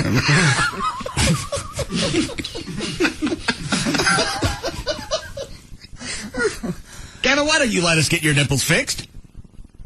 You're so degrading. That'll quit taking your shirt off because we can see them. Hang on. Why did you pull your shirt off to come into a room full of guys? Because it was awesome, man. Reno was singing. I sing that song when we perform. I just thought it would be awesome. But why did you? I understand coming in, but why did you come in with no shirt on? Ain't nobody in here but fellas. Because that's what rockers do, man. We don't want shirt off. No, we had a rocker in here and he kept his shirt on. Thank God. Yeah, all right. Yeah, why don't you and Reno set up a website? Man boobs. What's wrong with my boobs? Quite nice. They're starting to get a little flabby. No, they're not. No way. No, they're stronger than ever. Let's take a picture of them, put them on the website, let people say, A, are they straight, and B, are they flabby? They're not straight, so don't waste time. If we took a ruler, they're straight. They're not. We took a ruler and... Dr. Toledo came in, measured them, and one nipple was like off by 1.5 feet. No, these are all people that you tell them to say that stuff. He brought out a tape measure, measured from the top of your shoulder down to your nipple where they should be, and that one of them was off. No. You got the floaty nipple. They're fine. Crazy-eyed nipple. No, they're fine. A nipple that likes to kick it. My pecs are stronger than ever. I can bounce them. Bounce them how? Don't come in here and do that. Hey, you bounce them. Where do you go back and forth? Oh. Can you do that with your belly? Man, I'm losing inches all the time. Where? In my belly. No. You're so degrading. Yes. It makes no sense. My stomach is flatter than it's ever been. No. Yes, absolutely it is. Mm-mm. Then why is it when my trainer measures me? Because you pay them. No, that's not true. And obviously, if you're gaining inches, your trainer is going to look like he or she is failing, so they're going to have to tell you you're losing weight. I, as a friend, will tell you that you're fat. No, and I'm not fat. How am I fat? And you got the hair that grows in different spots. It looks like you've been through a dumpster fire. You are just destroying this man. Yeah. Well, he's looking forward to the Stars game. Yeah, he's having a big day. He's very excited. I know. I'm trying to dampen that. No, you can't dampen it. Yeah, I can. No, you can't. Where did It's a great day. I put it? Never tell him he can't do something, Gav. Battles here, now we're the ones that never fear. No. The cup resides within.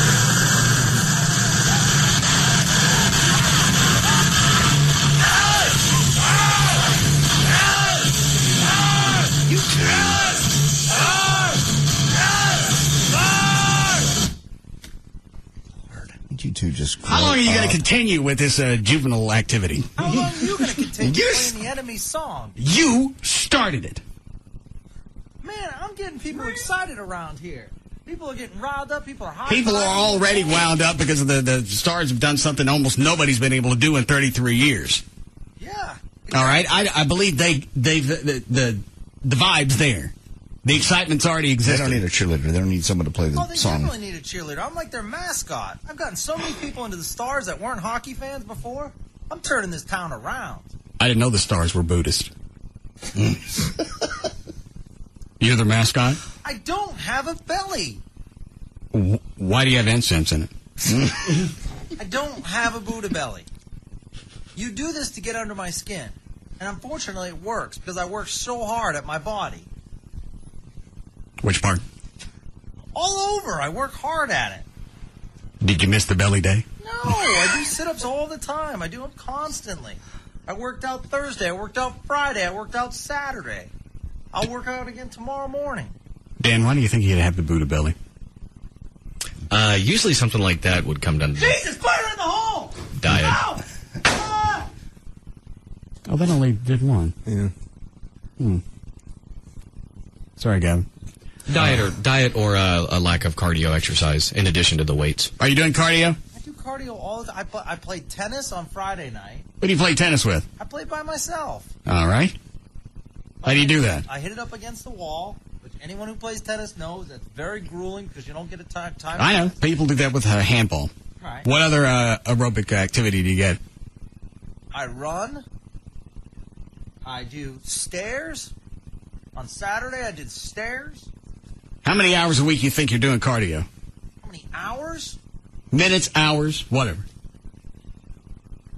I would say What? Get about to an it. hour and a half. All right, good. Then I can say it. It's not enough.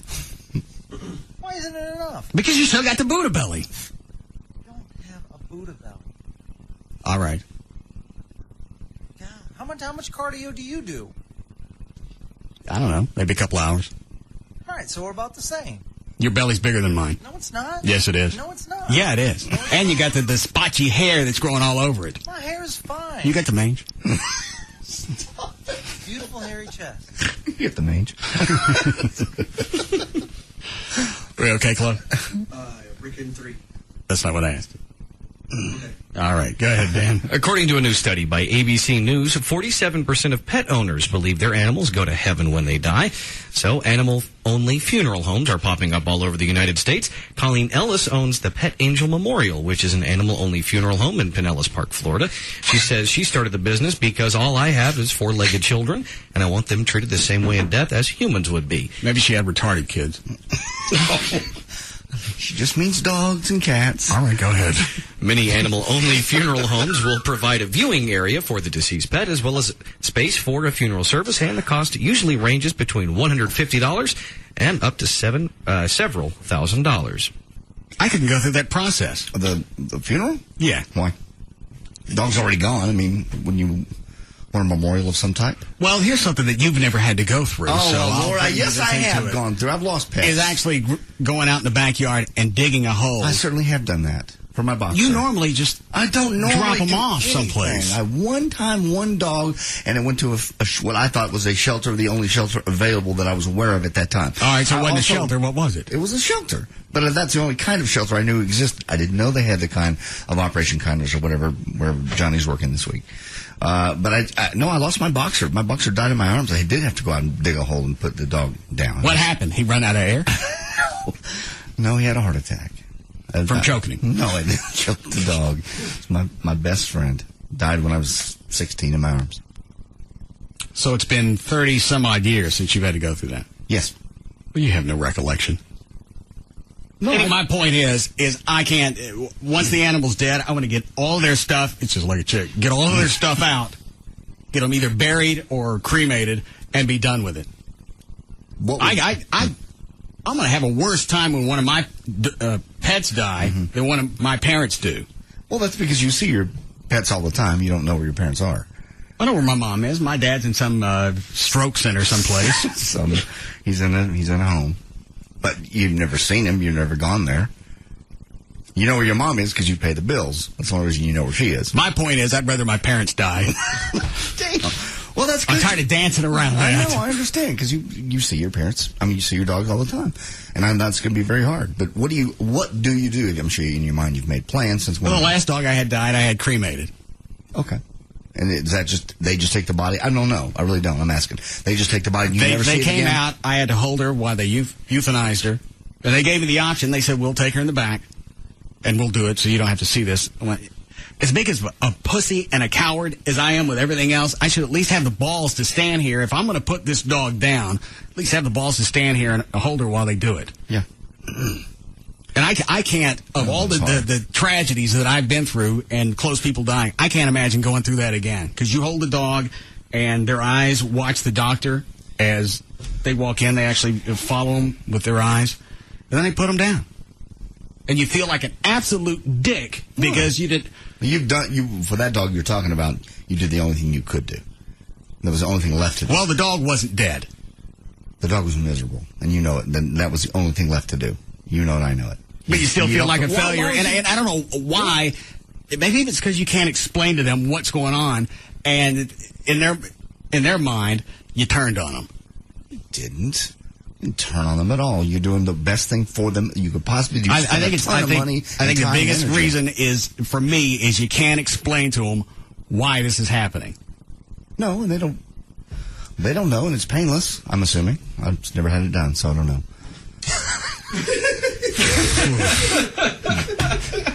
You had it done. You just didn't hang around. No, I did not kill that dog. What about the bunny with the board? The bunny was suffering. I killed the bunny with the board. After you hit it with a Volkswagen. That was this was an accident. You make it sound like I went out bunny hunting. Sound bites. Go ahead, Dan. You do it better. I want to go home. Sound bites. I listened to that clip Friday after the show of Dan giving JD the sound bites warning. Is this still in here? No, some of this. I know. Don't go get it. I forgot what JD had thrown out. And there's his pause, and Dan's in the background. Sound bites. I remember when it was. You were trying to shoot yourself in the butt with the BB gun, And I said it would bounce off his ass and end up in my eye. I think your mouth. Either way. It doesn't really matter. Somebody emailed me over the weekend and said you should put out a best of CD just of sound bites of stupid things we've said and done. All right. Hang on. Daryl just sent me a picture of the new sign going up on the building. And it looks fine. You see? I've already looked at it and approved it. Okay, well then I don't want to see your lousy old shop sign. Why did you come out and turn the heater on again? I will. All right. Do we need a break? We got another email about your shop. Do you care? Sure, go ahead. Heard you mention that Russ Martin Automotive isn't as busy as you'd like it to be. I know what the problem is. It's Gavin.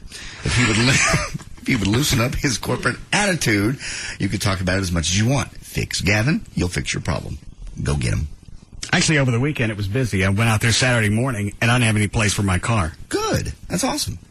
Just mostly oil and lube and... I don't know. I don't ask. I don't get myself involved. Oh, Lord Jesus Christ. I'm hands off. Hands off what? I don't know anything about... When you're sleeping, maybe? I don't know anything about the cars. I'm not going to walk up to each one in the bay and go, what's going on with this one? You don't ask Daryl overall, what are we doing? How's it going? I walked in, I saw a lot of traffic. That's all I cared about. Okay. All right. Who's that? It's Daryl on the hotline for you. Oh. Yes, Daryl. Hey, just calling in. Man, it's pretty busy. Hadn't had time to call in. What'd we do today? We did a rear main seal, doing brakes and a transmission service, and belts on a Pathfinder. Several oil changes. About to pull another one in for brakes, and like I said, pretty busy. Are you dropping screws into the carburetors like I suggested? No, not today, at least. All right. God. Not today. Hey, I looked into a few lineman racks over the weekend, and a little bit more today. A what? Lineman racks. Alignment racks. Yeah, so we can do alignments for Discount Tire and whoever else wants to have us do them. What would we charge for that? $69.95 a piece, depending on if it's thrust alignment. If it's a regular alignment, you're looking at $49. Oh, what is it, John? Nothing. Just interesting how you're getting the commercial out on the air. I'm just asking questions. I want to know what it is and what it would cost. Okay. And work a deal with who's on the corner? Yeah, with Discount. Yeah, Discount Tire, because I don't think they do front ends. Yeah, no, we talked to them a little bit this weekend. Talked to them a little bit more this morning. So, how many cars a week could they send us? Probably more than we can handle. Because the maximum we can do in a day would probably be maybe 15 alignments, and we'll probably end up getting a little bit more net out of them. So, how much is the machine? About $40,000. No. But you can. They'll send you more cars than you can handle. You'll pay for that in quick time. I'm not paying $40,000 for something. If you make 100 on it, drive crooked. No. If you make $100,000, and if we don't align the front ends, and Discount Tire is going to get more business because those tires are going to come back bald on one side. No. So it's a win-win. I'm not dumping $40,000 on a alignment machine. Why? If you could make twice that or more, it's going to take me a while to recoup $40,000. Plus, I ain't just got a front end alignment machine that he wants now. I still got to pay for the lifts. I got to pay for the rent. I got to pay for his absolutely abject, retarded salary. I got to pay for Chuck, the tech guy that he hired. Yeah. Who I think's retarded. I got to pay for everything else in that building, all the wiring, the AC, everything that's gone on for the past couple of months. The sign going up today is about $5,000. I'm not dropping $40,000 so somebody's tires can shoot straight. It's called business. You have to crook the steering wheel, readjust the steering wheel so it looks like it's straight. You know how much money? How much money you can make? I just did the math. At 15 a day, you're talking about $225,000 in a year. So on a $40,000 investment, that's really good return. Who is that? Is that Daryl again? What? Hey, I just called back. Yeah, we must have got disconnected. Yeah.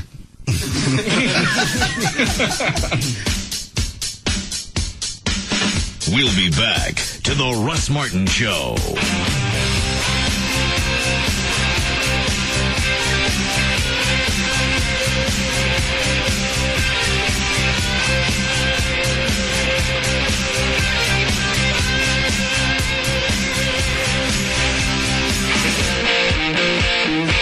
A show about everyday life where nothing is forbidden. The Russ Martin Show.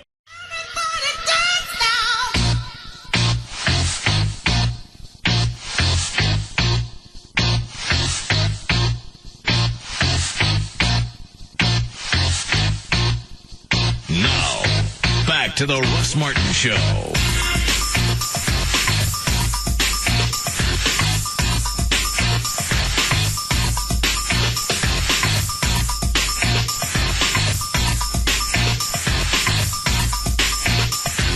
Walked into the office looking for food, and Trey offers up whatever this is that he made as if it's some prize. Well, it's his lunch. It is a prize. Looks very good. So you're getting free food and you're bitching.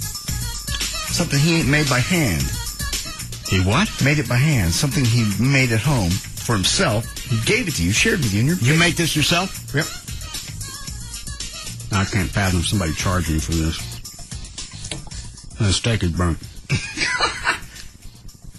Don't eat. I like rare.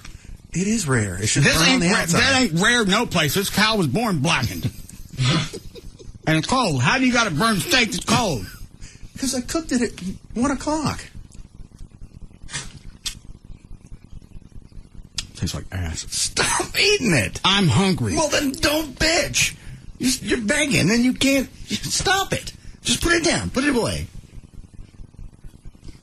I'll go eat the crap in your fridge. I don't have anything in there. You got tortillas. Oh, you can have those. Ground beef. Hey, it's my stuff. Oh. Why stand using your fridge? So anybody can use the fridge in there if they want to. I gave you Dan and them a fridge for his office. The white one. Where'd it go? It's still in there. Oh, it's still in there. I just haven't transferred my food into that one now. You've had the white one for 5 years. And they unplugged it for a while, and everything that was it, and didn't tell anyone. You want me to come in and plug it in for you? No. It's plugged in now, but when they unplugged it, it went bad. How could you not tell that it's not plugged in when you open the door and it's hotter in there than where you're standing? It's probably not working. Well, we figured it out by the smell when we opened the door. Is it working now? Yes. This is nasty. Well, quit eating it. I'm hungry. Well, quit bitching about it. It's free. What'd you pay for it? Am I talking to you? Yes. I didn't pay anything for it. Okay, then shut up and eat it. Why do you like your steaks burnt? I don't. Why is it it's burnt? It's rare on the inside. Did you cook it for yourself?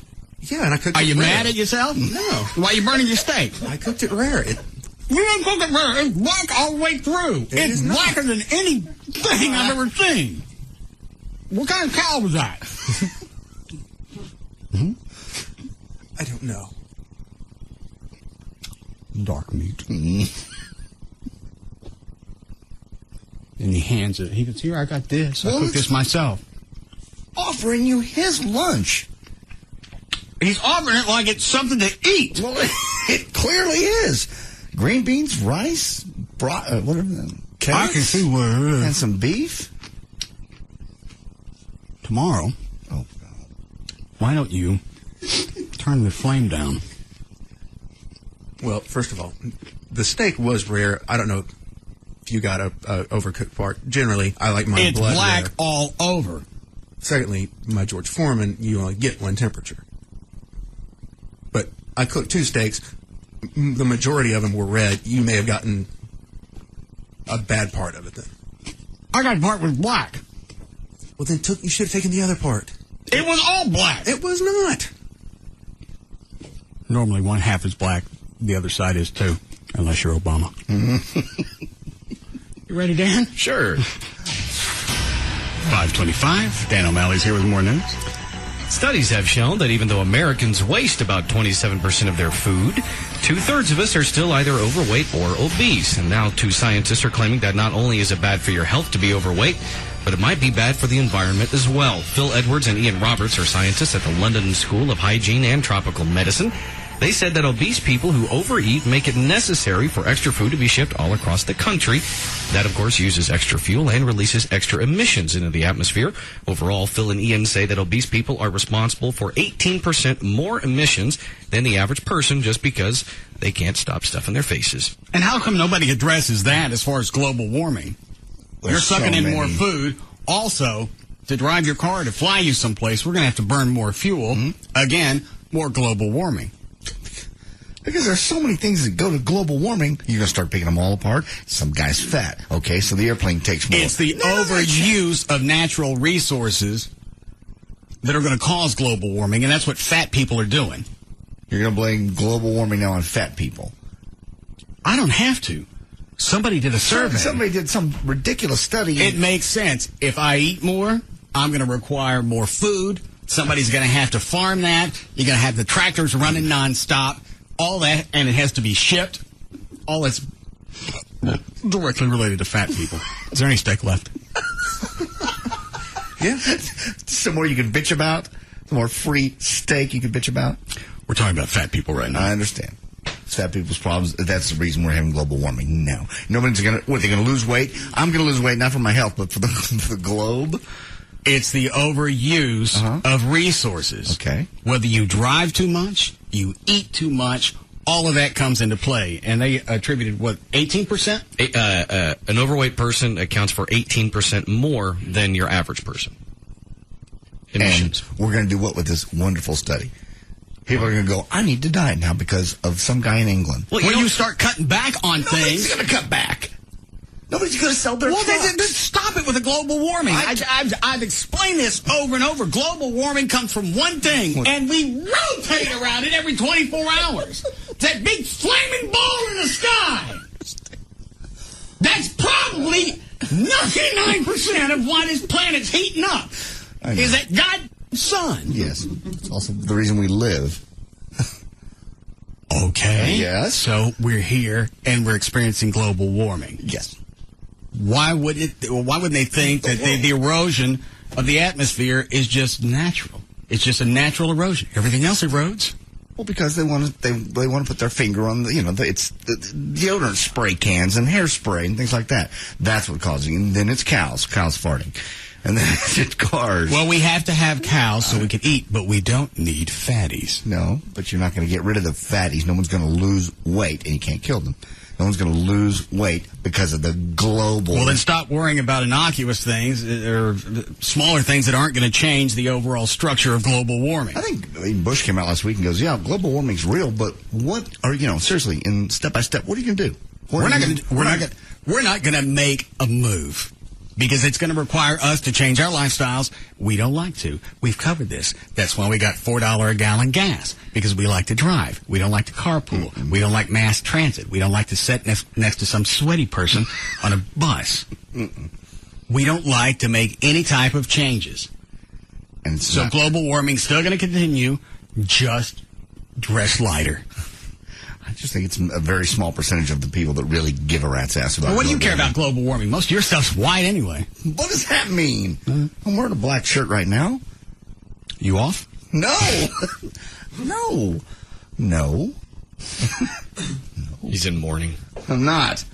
No one died. Is that your summer wear? No. No, I just put on a black shirt today. That's all. God, get off me. Everybody. The other stuff being ironed. Nothing's being ironed. No. You don't wear it wrinkly, do you? How do you get the hood to stand up straight? I don't have a hood. How much starch does that take? I don't have a hood. They charge you extra at the laundry for the starch? Just for a moment. Let's assume I was part of that. You really think I'd take that to a laundry? That's not something you could do yourself. That's a lot of starch. And plus it would make sense because if you were actually in the Klan, you wouldn't want to take it to any other type of clean ears type place because most of that's run by immigrants. That go against the Klan stuff. You'd have to have a Klan cleaners. I'm not.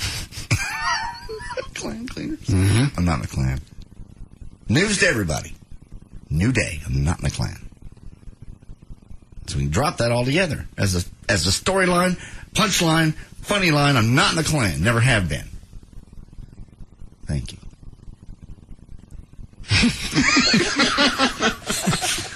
It's the thing you always mouth silently afterwards that really undoes what you just told us. I don't know what you're speaking of. I didn't say anything. They can hear your lips moving. Oh. A nice saliva smack. Go ahead, Dan. All right. Personal injury attorney Brian Longcar, who was injured when his car collided with a fire engine truck, is expected to fully recover from his injuries. Longcar suffered internal contusions and fractured his ribs.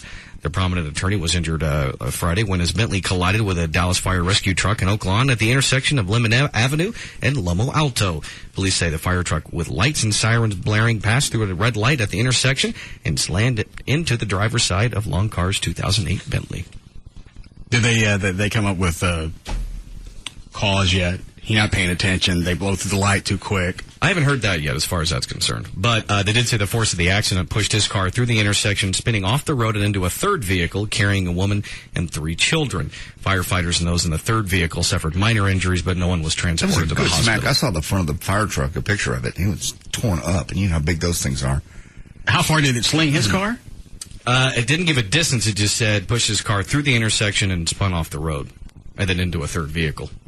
Okay. What is line 2? Except for JD? Oh, Lord. Yeah, his name's John. Yes, John. Yes, my name is John Smith. Could I speak to John David Ryan, please? Yes, Mr. Smith. What can I do for you? Yes, the Nathan Bedford Forest Council has approved your... All right, that's not even a good bit. Did he run through that bit before you put him on the air, Alfie? Not the entire thing. Ooh. Let's hear the first part. He first said, I'm with the Klan. Yeah. JD's Grand Imperial Dragon promotion has been approved. And that was a big seller? Mm-hmm. I figured he would be able to pull it off, but... You ever met the guy on the phone before? No. I had faith. I was wrong. Trey, you want to help Alfie out?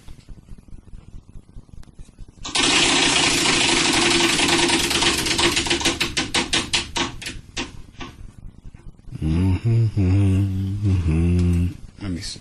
All right. You won Russell Tell. You'll be blindfolded. Is that on the wheel a lot? Plethora of exciting That's come up several times over the past couple of weeks. Didn't somebody else have something coming today? No, I had something the other day that I kissed on Stacy's man breasts. They were surprisingly firm, really. You'd think a big, heavy guy like that, they'd be big and floppy, but they weren't. Soundbite. That one would be an entire clip. Yeah, it's like a sound paragraph. Sorry. Chloe's got the Dookie cannon. Isn't that right? We were going to do it Friday? Yes, that is correct. Okay. And then we'll do the two together. All right, I'll write that down. So don't let me forget by the end of the show. All right, Dan. How we doing, Chloe?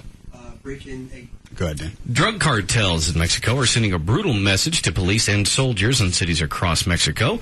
Join us or die. The threat appears in recruiting banners hung across roadsides and in publicly posted death lists. Cops get warnings over their two-way radios.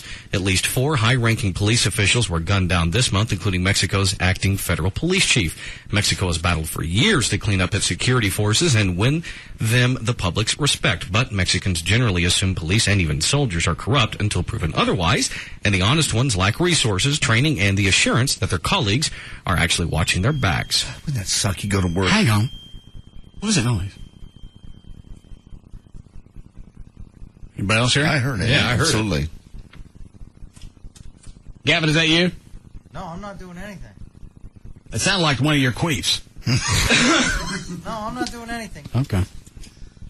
What I don't get, why is it we can't allocate money just to go down there, forget putting up a fence, but just secure the border as far as the drug cartel?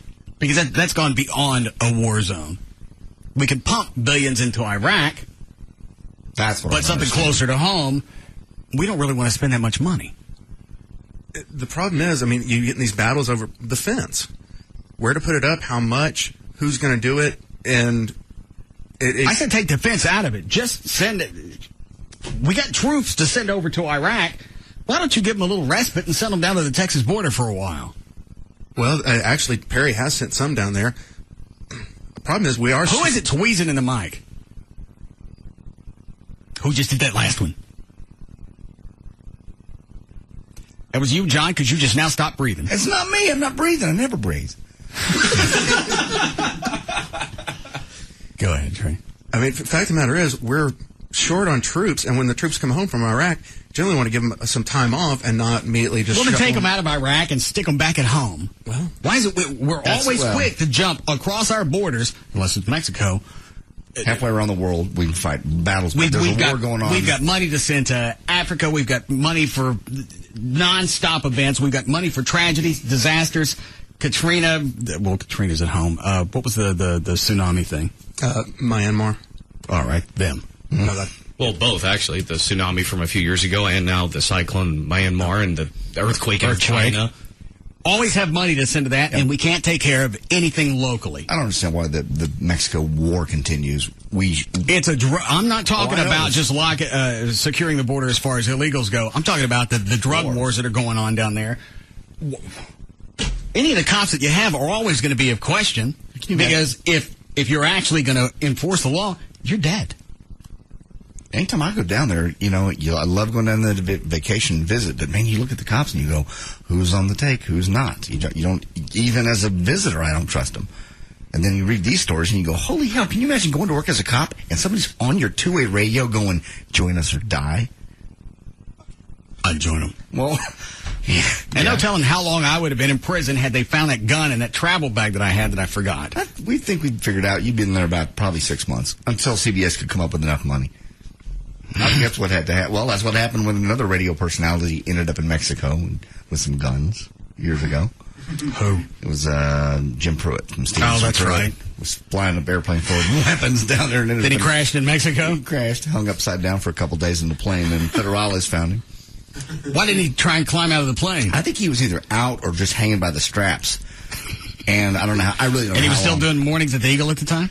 Yeah, they were off. In fact, Wayne Walker, who was the general manager at the time, had to go to Mexico to get him out of jail. How long did they keep him? I think he was down there a couple of weeks. I want to say 2 weeks. He was only down there for a couple of weeks for running guns. I got one by accident. They're going to keep me for 6 months. Again, it's it's the timing. It's who's in power. It's how much money you have. It's a lot of things. You would have gone to jail, no doubt. I don't know how long they would have kept you.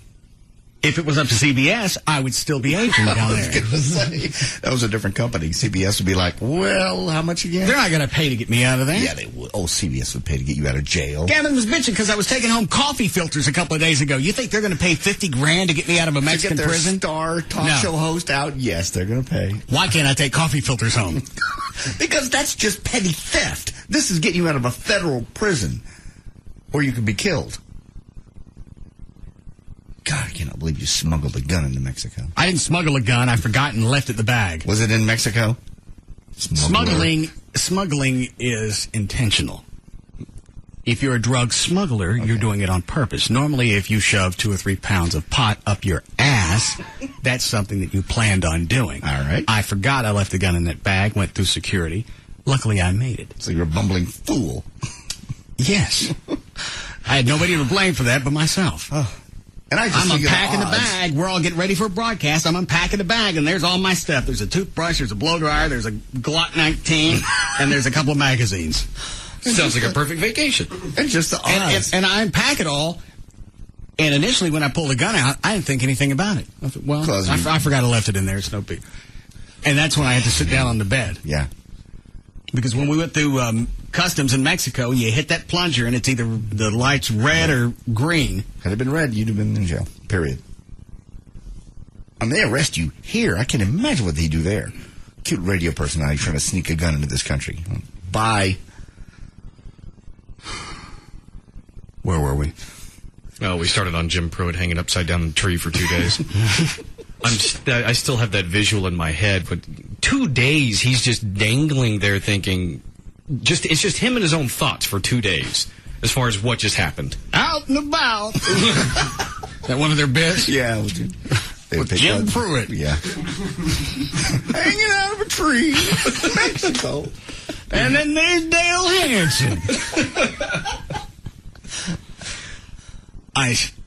I don't know why he didn't just unstrap himself and try and get the hell out of there, because he knows as soon as they find him with the plane, they're going to probably think the guns are his. Most likely. I have no idea the specifics. You ever found out a figure of what it cost to get him out? I did not. I could probably call somebody and find out. if you really want to know. Probably call Jimmy's running a gun store in Houston. He'd know, and he probably had to pay it back to the company. Need a break here? All right, we'll be back.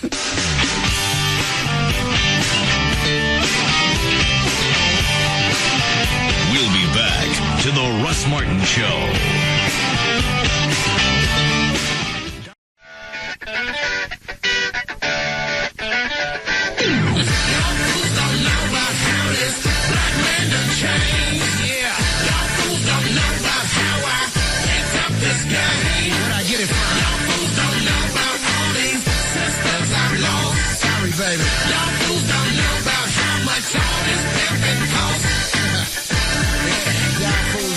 Now, back to the Russ Martin Show.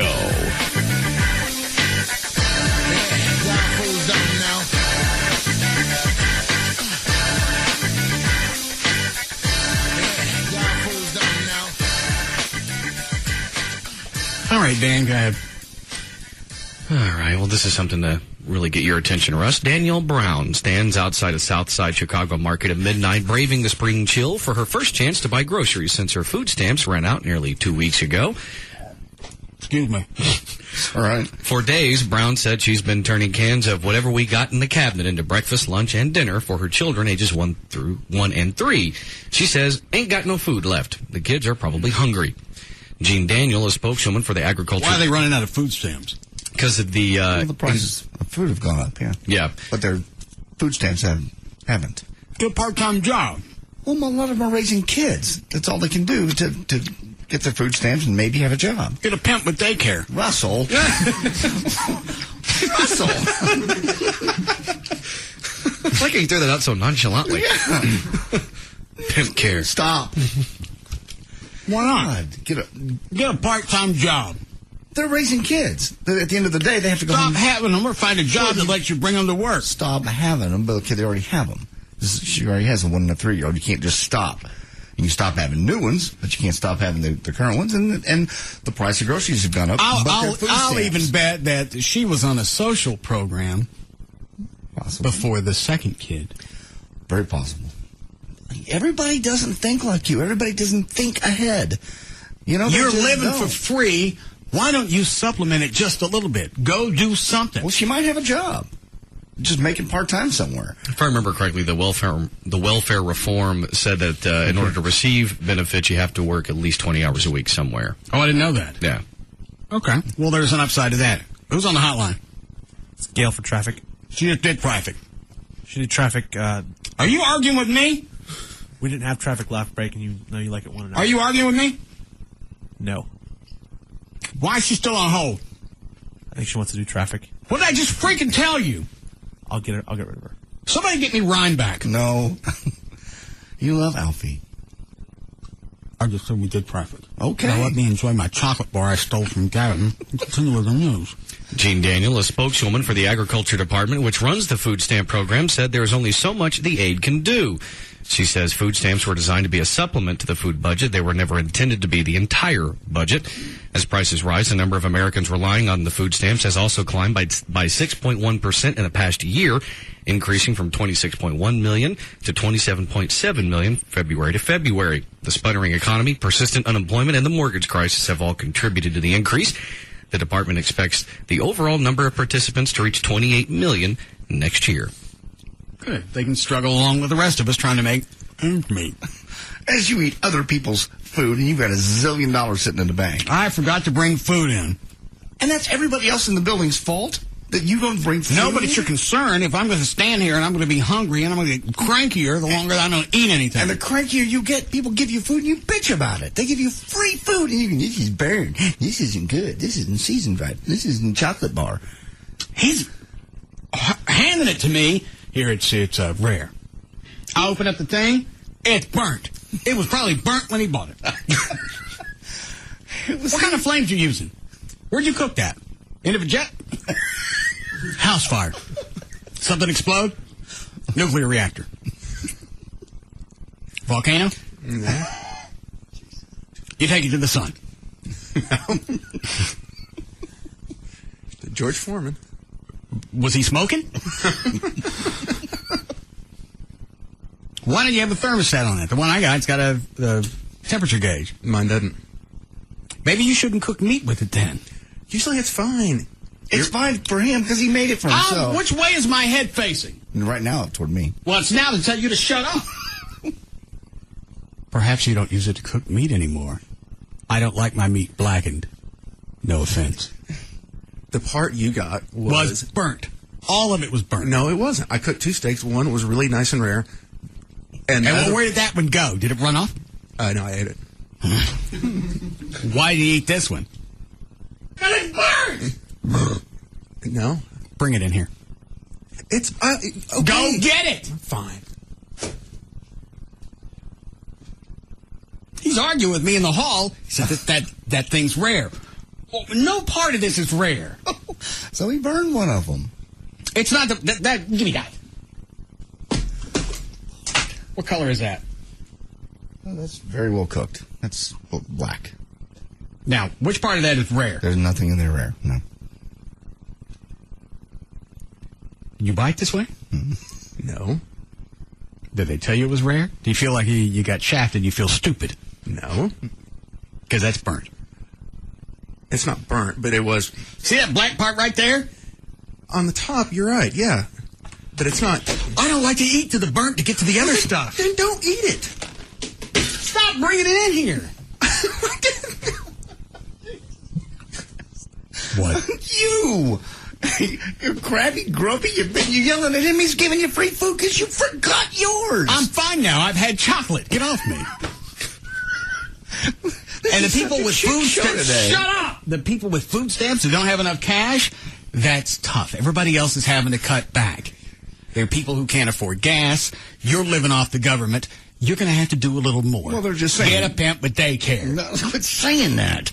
They're just saying that maybe, possibly, when prices go up, maybe your monthly food stamps number should go up a little People's bit. income doesn't go up when prices go up. Well, most people Not people's income doesn't always adjust with inflation. Why should government programs be any different? If my money doesn't go any further, yours as a poor person shouldn't go any further either. There's a reason. Oh, I just thought of something. Look what came today. What? Was that your tax refund? No. What is it? It's a rebate check. You better not have got a rebate check. I don't know. It was only for $513. You did not get a rebate check. Why would you get a rebate check? You don't deserve a rebate check. You make a lot of money. Why did you get a rebate check? I don't know. And it's not my tax return because I only filed that a few weeks ago. Give it to me. Give it to me. No. Sign it over and give it to me. Why would you get a rebate check? You don't deserve a rebate check. Trey, why would it be for only $513? Hello? I don't know. How did you get a rebate check? I don't know. I know it's not my refund. No.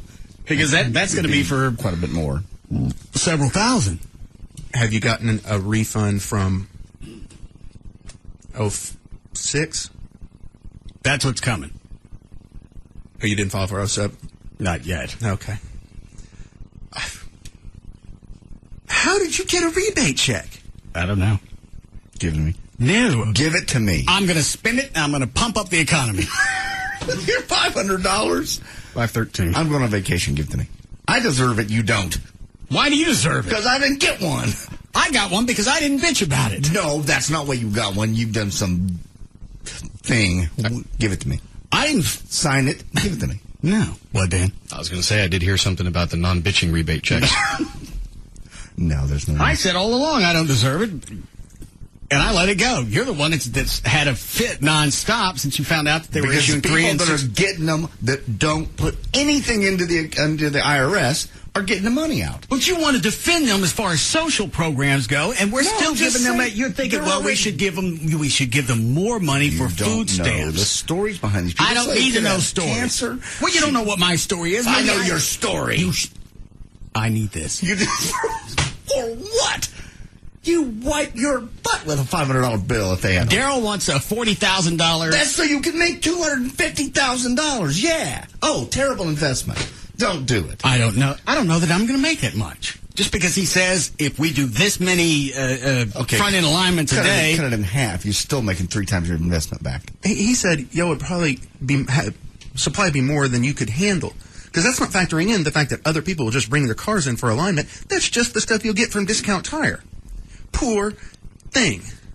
Give me that Trey. No. Trey Holden. Daryl needs a front-end machine. At $500, I could use that. What do you need it for? I'm going on vacation. Where are you going? No. Yeah, that's right. Don't tell me. I'm going to Daytona. See my kids. Florida. This weekend? Uh-huh. Leaving Friday night after the show, then coming back on Monday. 4-day weekend. To see the children. Okay. Well, why do you want my rebate check? Because you don't need it. You don't deserve it. You've got tons of cash. I could use it. I'll put it back in the economy. You're going to put it back into what? Front-end alignment machine? That didn't help the economy at all. That helps your economy. I'll probably blow it on something like whiskey and chaw. All right, that helps the economy. Economy boosters. Hold on. Yeah, Steven. All of you. Hey, they did make a mistake and send some people checks that weren't supposed to get them. Well, I'm cashing this. What's that? Where did you hear about that? I work for a tax service. Yeah, it's only 15,000 out of the however many million they sent out. Some people got it. If you didn't file a 2007 return yet, then it's definitely not yours. Got my name on it. Yeah, I know, but I don't know how they made the mistake. But why would it be for only $513? I thought supposedly everything's supposed to be divisible by 300, 600, 900. But if for some reason somebody owed something, then they took that out off top. No. I'm sure you got somebody else's and they mixed up and put your name on it. Okay. All right, thanks. It's got my address, got my middle name, it's got my social security number. Quit flashing it at me. You're just being rude. I don't want to see it. Unless you're going to sign it over to me.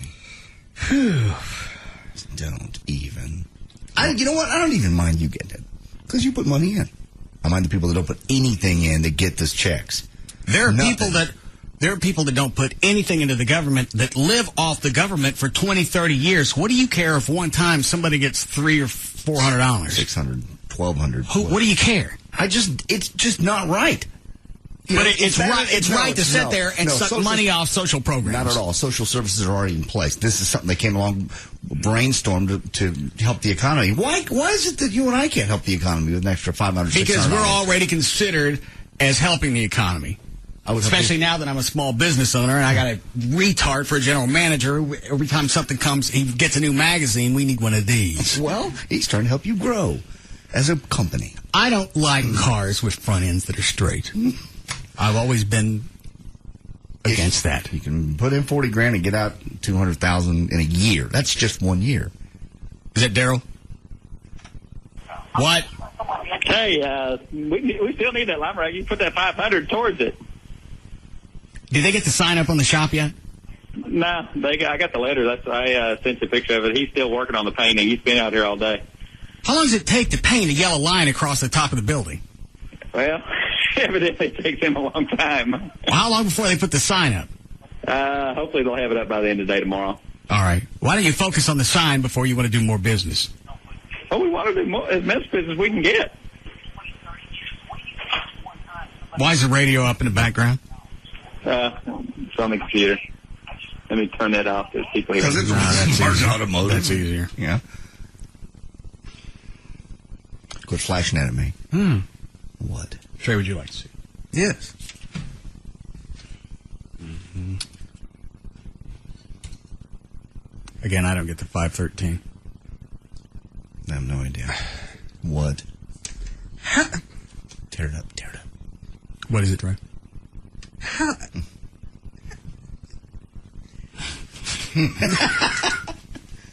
I couldn't have said it better. What are you trying to ask? I can't believe you, of all people, got a rebate check. What does the signature say on the check? I didn't see that. What does it say? You see it? Sherman Hymns. I printed that. Oh, very, very nice. So you're now printing false checks. It looks very official. Let me look at That's just not on the right stock. I couldn't find anything at the house. That was just a first pass. Sherman Hemsley. Very nice. Very nice. I'll endorse this over if you want to give it a shot. He said, no, I'd rather not go to federal prison over $500. I could only find one online, and that was the amount, $513. Very nice. Not too many people are big on posting pictures of their checks. I wonder why. And I didn't know until that guy called that there are actually people getting. Well, if they send it out, you can cash it. No, they're going to want it back. They'll probably end up taking it off your taxes the next year. They'll get it. They'll get their cash. Whether you got cash coming back or not, sooner or later, they're going to withdraw that, or they're going to come get it. I bet you money people, cash them and go, you sent it to me. That's not going to change yet. Try messing with the IRS. That's one bill you'll always pay. You can go to bankruptcy. You can do whatever you want. They get their cash. All right, go ahead, Dan. Okay. The pastor of a Plano megachurch told his congregation on Saturday that a minister facing charges of online solicitation of a minor has resigned. Joe Barron, a minister at Prestonwood Baptist Church, spent 2 weeks having sexually explicit conversations online with an undercover officer posing as a 13-year-old girl.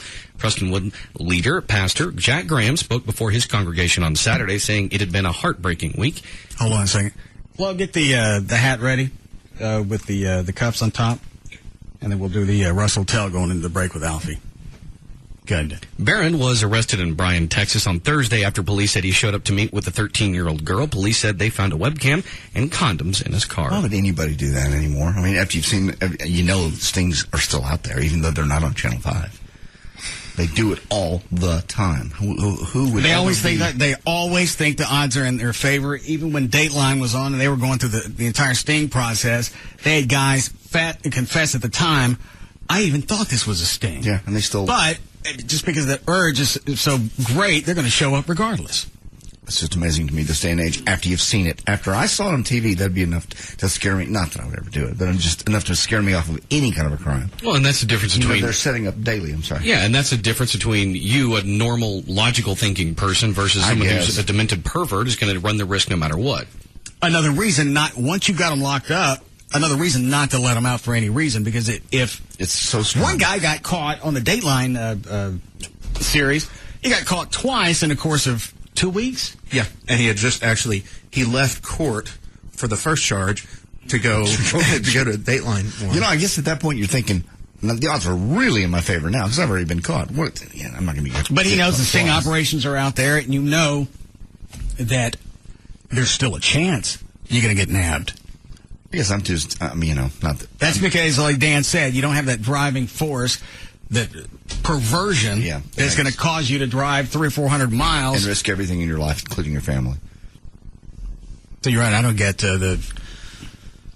After you've seen you can't think in those terms. Yeah. Especially you're in a situation, what was he, a priest? He was a minister in a church, yeah. Everything to lose. Some people could... the stars are already on. Did the game start? No. Or is Channel 4 just showing a pregame? They're just doing pregame. No. I'm sorry. Go ahead, Dan. What were you saying? I don't think I was, actually. Well, then go ahead. Okay. O.J. Simpson's girlfriend, Christy Prody, was seriously injured a week ago Saturday when she got hit by a car in Miami. Who was driving? Wasn't O.J. Christy had pulled her own vehicle off to the side of the Don Shula Expressway because she had 2 flat tires. She got out of her car and tried... Why does Don Shula have a freeway? Because he was a great coach. He's big in Miami. Is he dead? No. He's doing Nutrisystem commercials. Normally you wait for somebody to die before they get their own road. Well, like you said... That way they don't screw... If they screw up, turn into some type of pervert, then you're not stuck with a road. I'm driving on that road. It's like they should have named 30 the Tom Landry Highway while he was still alive. Well, there were a lot of things that they should have done. That was a cluster F from day one. Yes.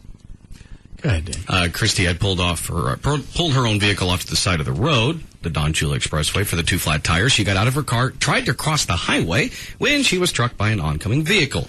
But Christy did not bounce off the other car. She actually went through its windshield head first. Her head, arms, and upper body ended up inside the vehicle while her legs were lying on the hood. Both of them broken, by the way. Christy, who's 32, had to be airlifted to Miami's Jackson Memorial Hospital. Where are you going with this story? No, that was it. Christy was... Is O.J. involved anywhere? He was with her in the hospital. All right. Had nothing to do with it. No. And that was a waste. Many people call... Oh, this is the Who Said. Many people call me a whore, but I take it as a compliment. I've slept with men most women only dream of having sex with. Gavin. Wow. Correct. No, Elizabeth Taylor, Heidi Fleiss, or Madonna. Gavin. No, it's actually Heidi Fleiss, your old friend. She currently runs a laundromat called Dirty Laundry in Pahrump, Nevada. What happened to her whorehouse? It failed. Yeah. She originally moved there to open the all-male brothel to cater to an all-female clientele, but either that fell through or she just hasn't been able to make it happen yet. Either way, she's broke, but happy in Pahrump, Nevada. I told her last year when she was... That was an absurd idea. When she... The planning stages of this whorehouse. Well, was it going to be $5,000 just to get in? That's a cover. Yeah, the cover charge was $5,000, and that doesn't even include the cost of the whore. Yeah, who in the world? Well, you're not going to do a lot of business as a pimp if you're going to be charging outrageous fees like that. You're going to have to be competitive with the other pimps, or you're going to be driven out of business. Here we go, you and your pimp wisdom. You've never been a pimp. I don't have to be a pimp. All right. I've talked to a pimp, pimpin' Eddie, what's his name? Freddie.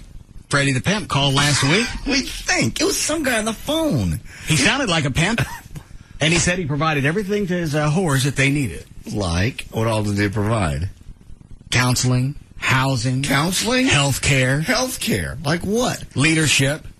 No. A backhand. And sleep with this guy and give me all your cash. That's another thing he mentioned. He takes all their cash. He also pays for everything. They've got nothing. They've got no money to get away from him. Nothing. If they want to run, they're broke.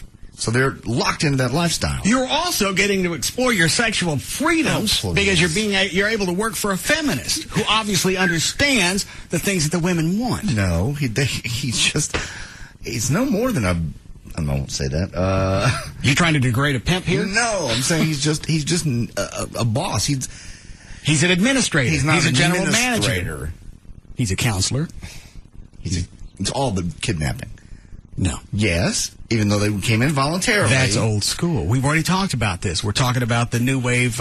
He still don't give them any cash. They still can't get away. What is it, Dan? Good-natured pimp. Right. They still can't get away. They can't move. They can't leave if they want to. They got no money, no car, no cash. All right, let me ask you this. All right. How do you know they can't leave? Well, they can leave, but they have no money. He said that he takes every penny. Well, how do you know they can't leave? Well, they probably could, but make up your mind. If you're going to argue this, stay on one side. I'm on the same side. You don't know that she gets tips. No, he said he takes all of her money. She has no gas money. She has no car money. No. He provides everything that they need. I'm not going to argue with you about the pimp.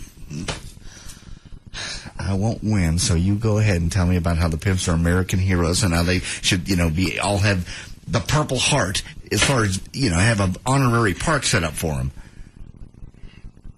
That's a dandy idea. Oh, God. Pimp Park. Right next to Six Flags. 6 pimps. Break here? Yeah. We'll be back. God.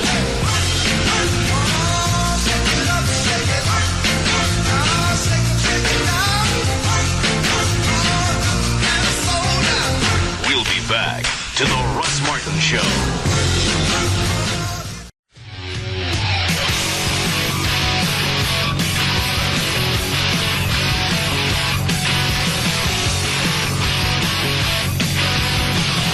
Now, back to the Russ Martin Show.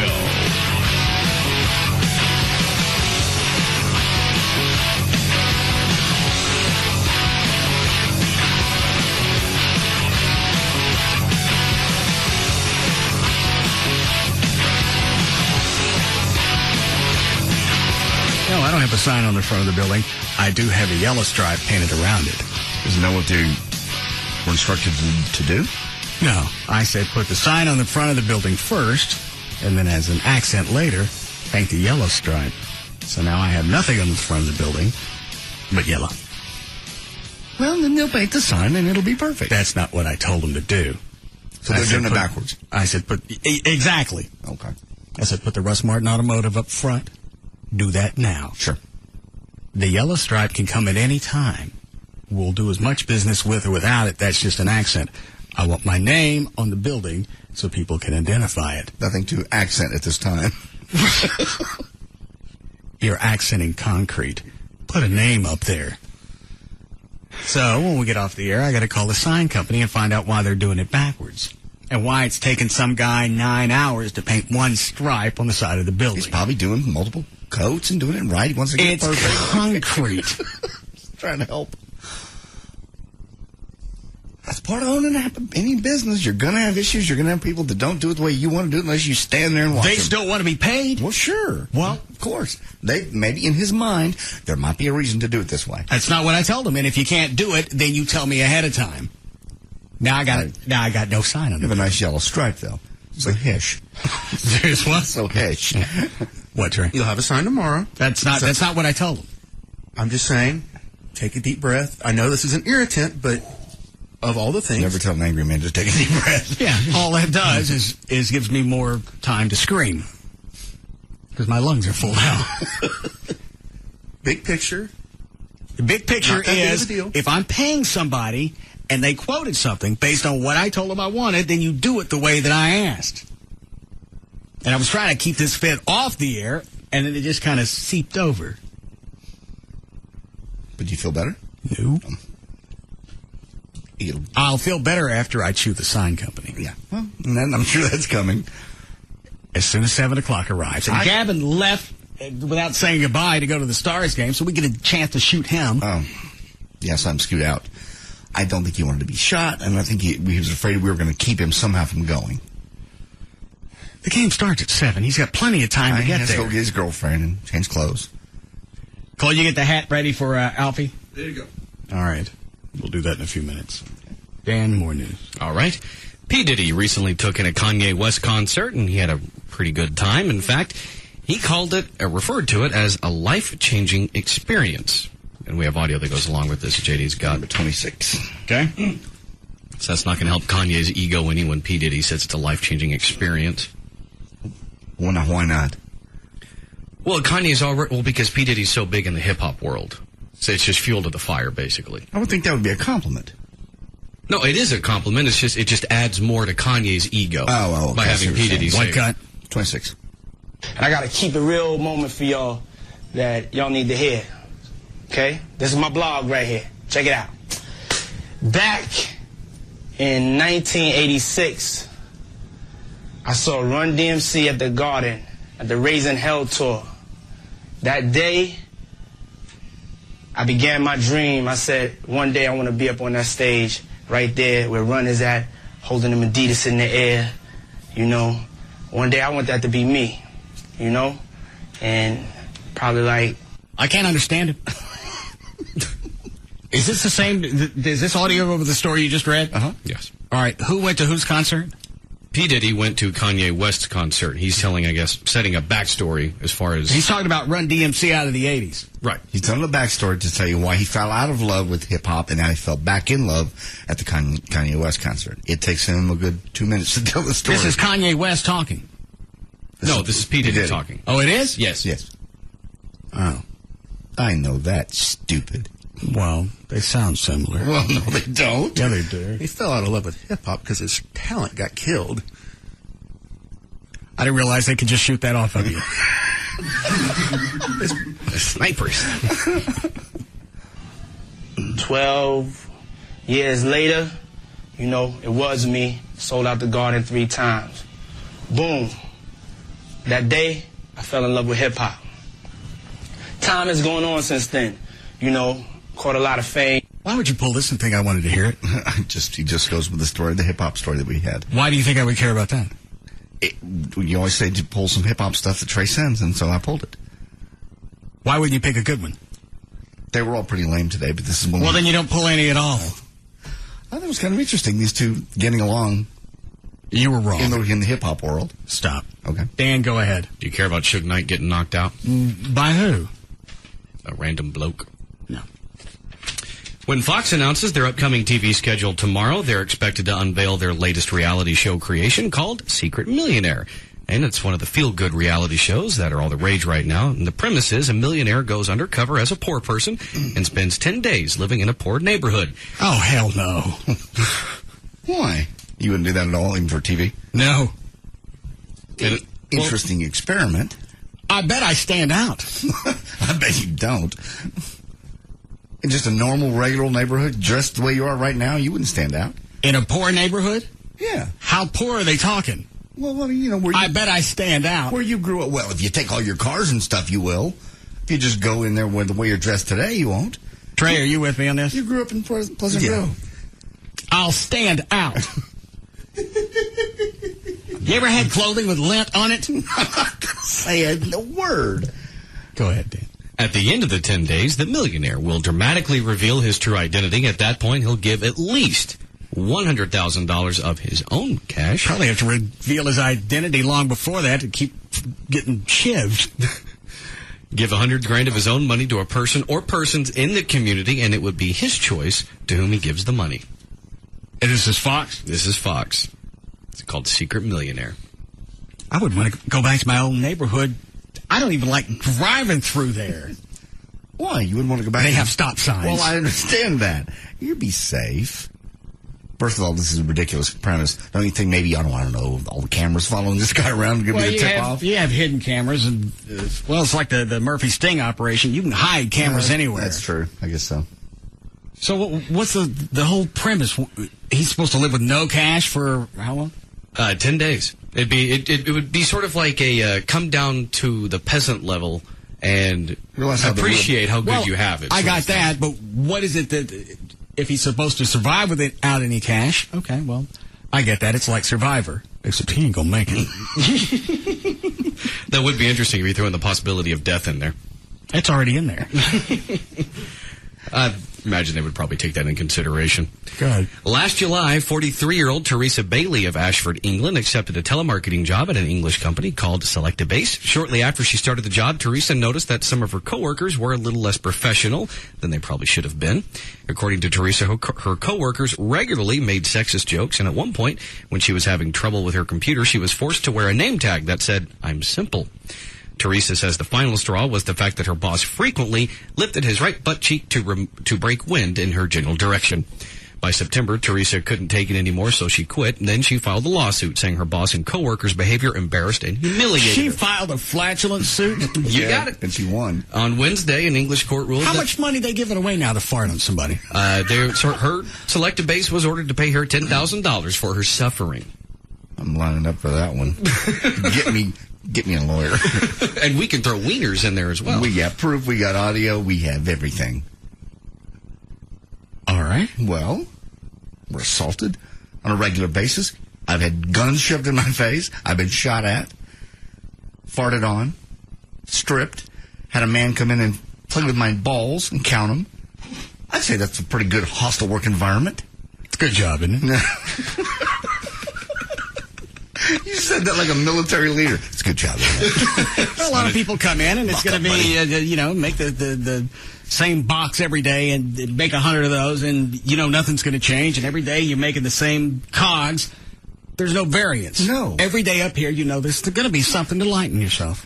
That's not lightning. Being held down and having a gay man come in and finger your balls is not a high point of my day.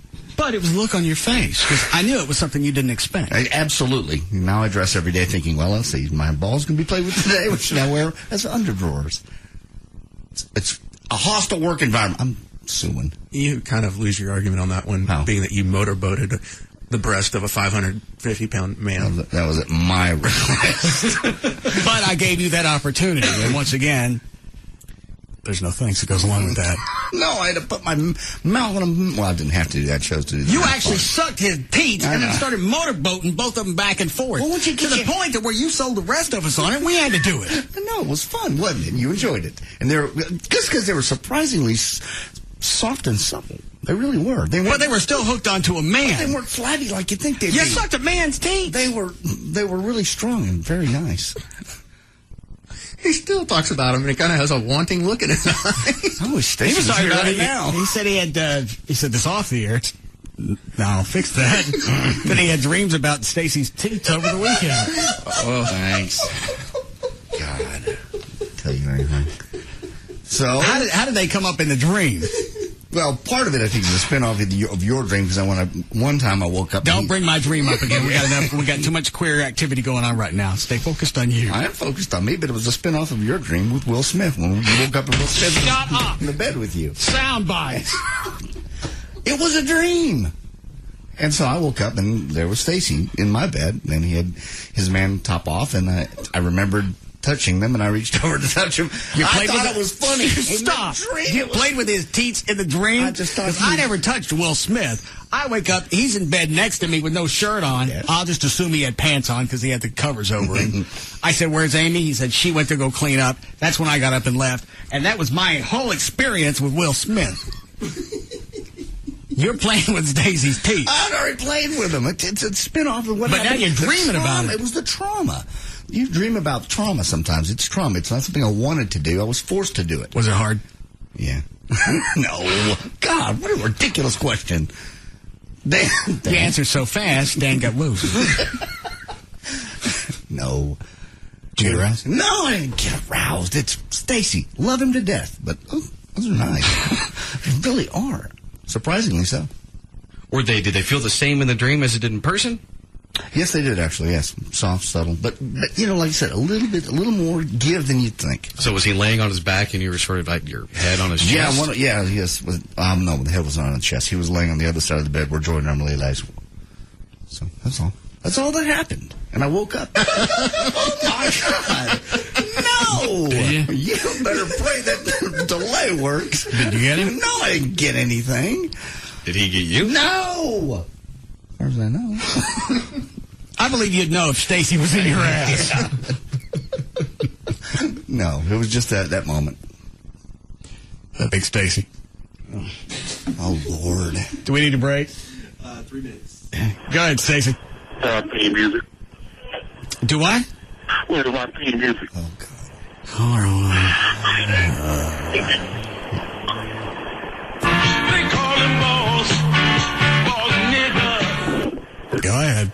Thank you. I had a dream about you this weekend too, JD. Oh, you did? Of course, mine didn't end that way. How's yours end? And it was more along the lines of you and me, and you face down and ass up.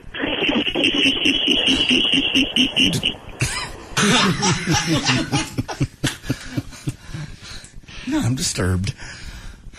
No, I didn't do that. Mine was a dream brought on by the tension. Yours wasn't just a dream. You did it in the studio, and then you go home and you fantasize about it. It wasn't fantasy. It was brought on by the stress involved in this job. Post-traumatic stress syndrome. So you're going to sue me? I've got them all. You're going to PMS? I've got them all. Yeah. Well, here's a segue. Alfie, stick him in the hall, and we'll do the Russell Tell really quick, and then we'll break. Get the wireless mic tray. Is this the first time you've done anything to Alfie? I think it is. Test. As far as Wheel is concerned, yeah. Russ did it for fun when he was on the board on Fridays. Shot him in the other studio with fireworks. Right. He's got the best scream. Is a hat out there? Yes. And where's the BB gun? Okay. Come over here and watch the board. My glasses. Oh, well. Here? I don't want to know. More interesting with Is the wireless mic still working? There it is. Where's Alfie? Okay. Let's go.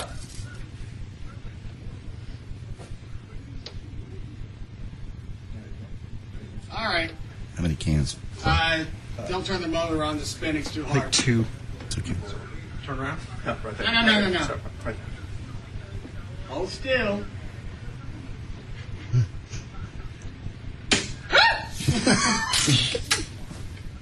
Miss?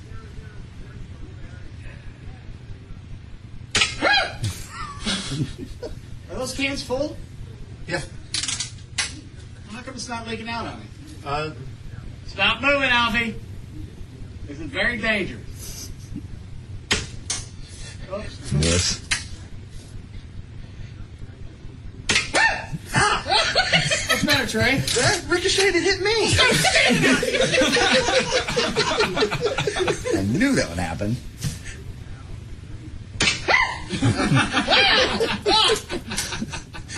You pop one?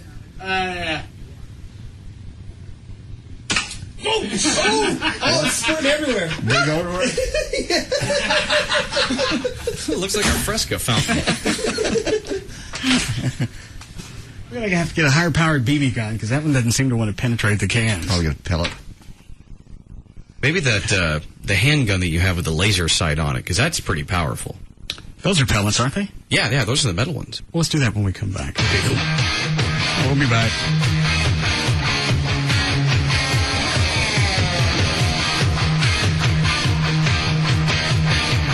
We'll be back to the Russ Martin Show.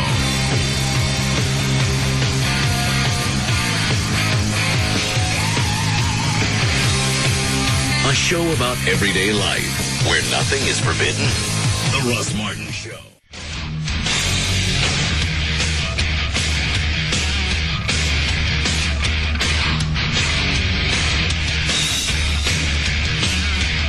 Now, back to the Russ Martin Show.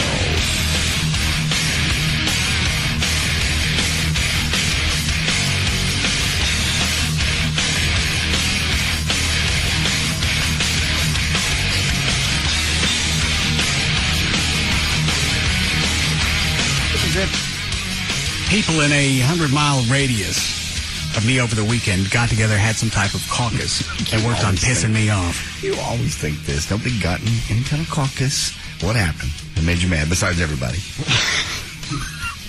I already told you about the sign thing. Yeah, the sign thing. Okay, those little misunderstandings. I told them put the name on the front of the building, and then paint that yellow thing on the side. That's accent. That's what we call it, accent. So now I got a building with a half of a yellow stripe and no name on it. And I told the sign guys, people go by names. Yeah. Most businesses really rely on that. It's recognition. Yeah. And you can't have that unless there's something up there to recognize. Sign. Have you talked to them? How long till they fix it? I'm going to call as soon as we get off the air. Okay. Meanwhile, you're going to stew on it. And then I'm going through all my bills over the weekend, trying to get caught up. And I see on my phone bill, under long-distance services, $350. I didn't make any calls. Okay. And because I didn't make any calls, they charged me $350. I've never heard of that. They called it an underage. Because you didn't use our service, here's the charge? Not only that's a good one. Did they charge me the $350? Sure. Then they added tax to it. They couldn't even spit you the tax. They taxed me on something I didn't use. I've never heard of that. Why would they charge you if you're not using the service at all? Now, go ahead and use the service, see what it costs. That's absurd. And because it's only $350, I'm not going to call and sit on the phone with somebody for 45 minutes trying to figure out where that came from. But what's that based on? The fact that we have your long-distance service in place and you didn't use it, and because it hasn't gone used, we're going to have to charge you $350, just a basic fee. I guess, to keep you in the system or whatever, and that's going to be their thinking. That's totally absurd, but...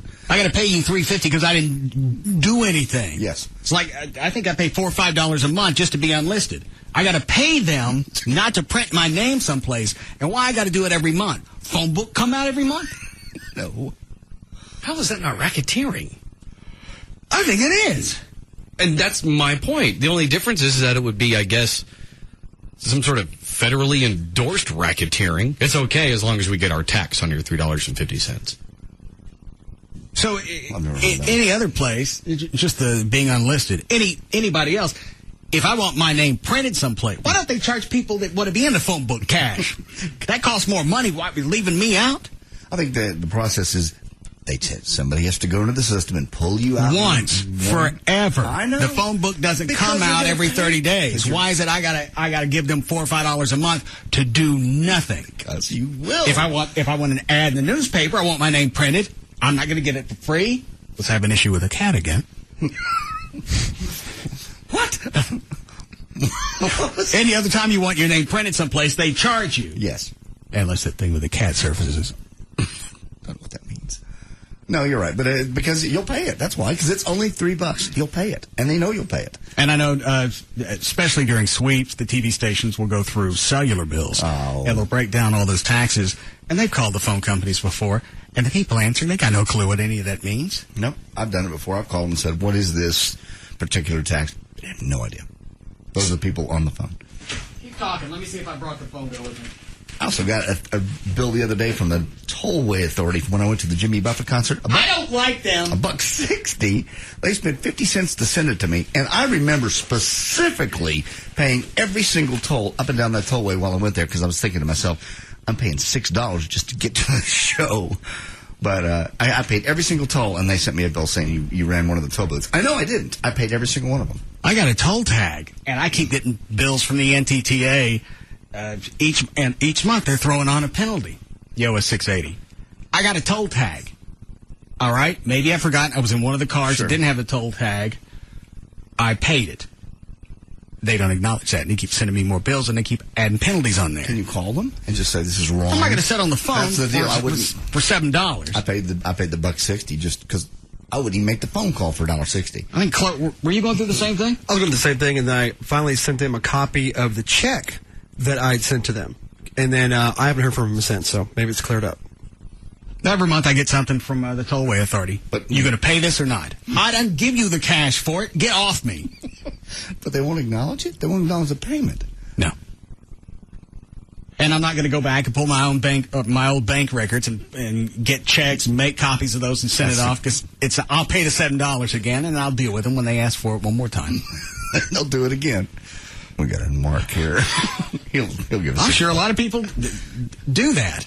It's not worth the time and the effort, and that's why you have all the taxes on either your house phone bill or your cellular bill. Is who's going to sit down and ask what all these different excise taxes it's are? always 2 cents or 49 cents or 57 cents here and there. I just want to know how you charge me $3.50 for not making any calls and then tax me on that. That's my favorite. What does Big Stacy want now? He's got a phone number on a cell phone that's in Louisiana, and so he has to pay taxes not only in Texas, but for Louisiana as well. All right. He just wants to tell you. You just did. No. I'll let him go. Thanks. That's his own fault for getting a Louisiana number. Yeah, get a phone here. Yeah, get a Texas phone number. I wonder how they're billing him in both places, though. You're paying taxes in both states. I don't really care. I just asked that out loud. I guess it'd be the combination of the number, Louisiana, then the service is taxing whatever. It's dumb. All right. Go ahead. A new study from the Smell and Taste Treatment and Research Foundation in Chicago has found there's a connection between the smell of food and sexual arousal. That means people get turned on by just smelling certain foods. According to the study, 9% of men are turned on by the smell of buttered popcorn. 31% of men are turned on by the smell of donuts or black licorice. And 40% of men are turned on by the smell of pumpkin pie. Funeral homes give you a hard on, John? No, they don't at all. Formaldehyde. No.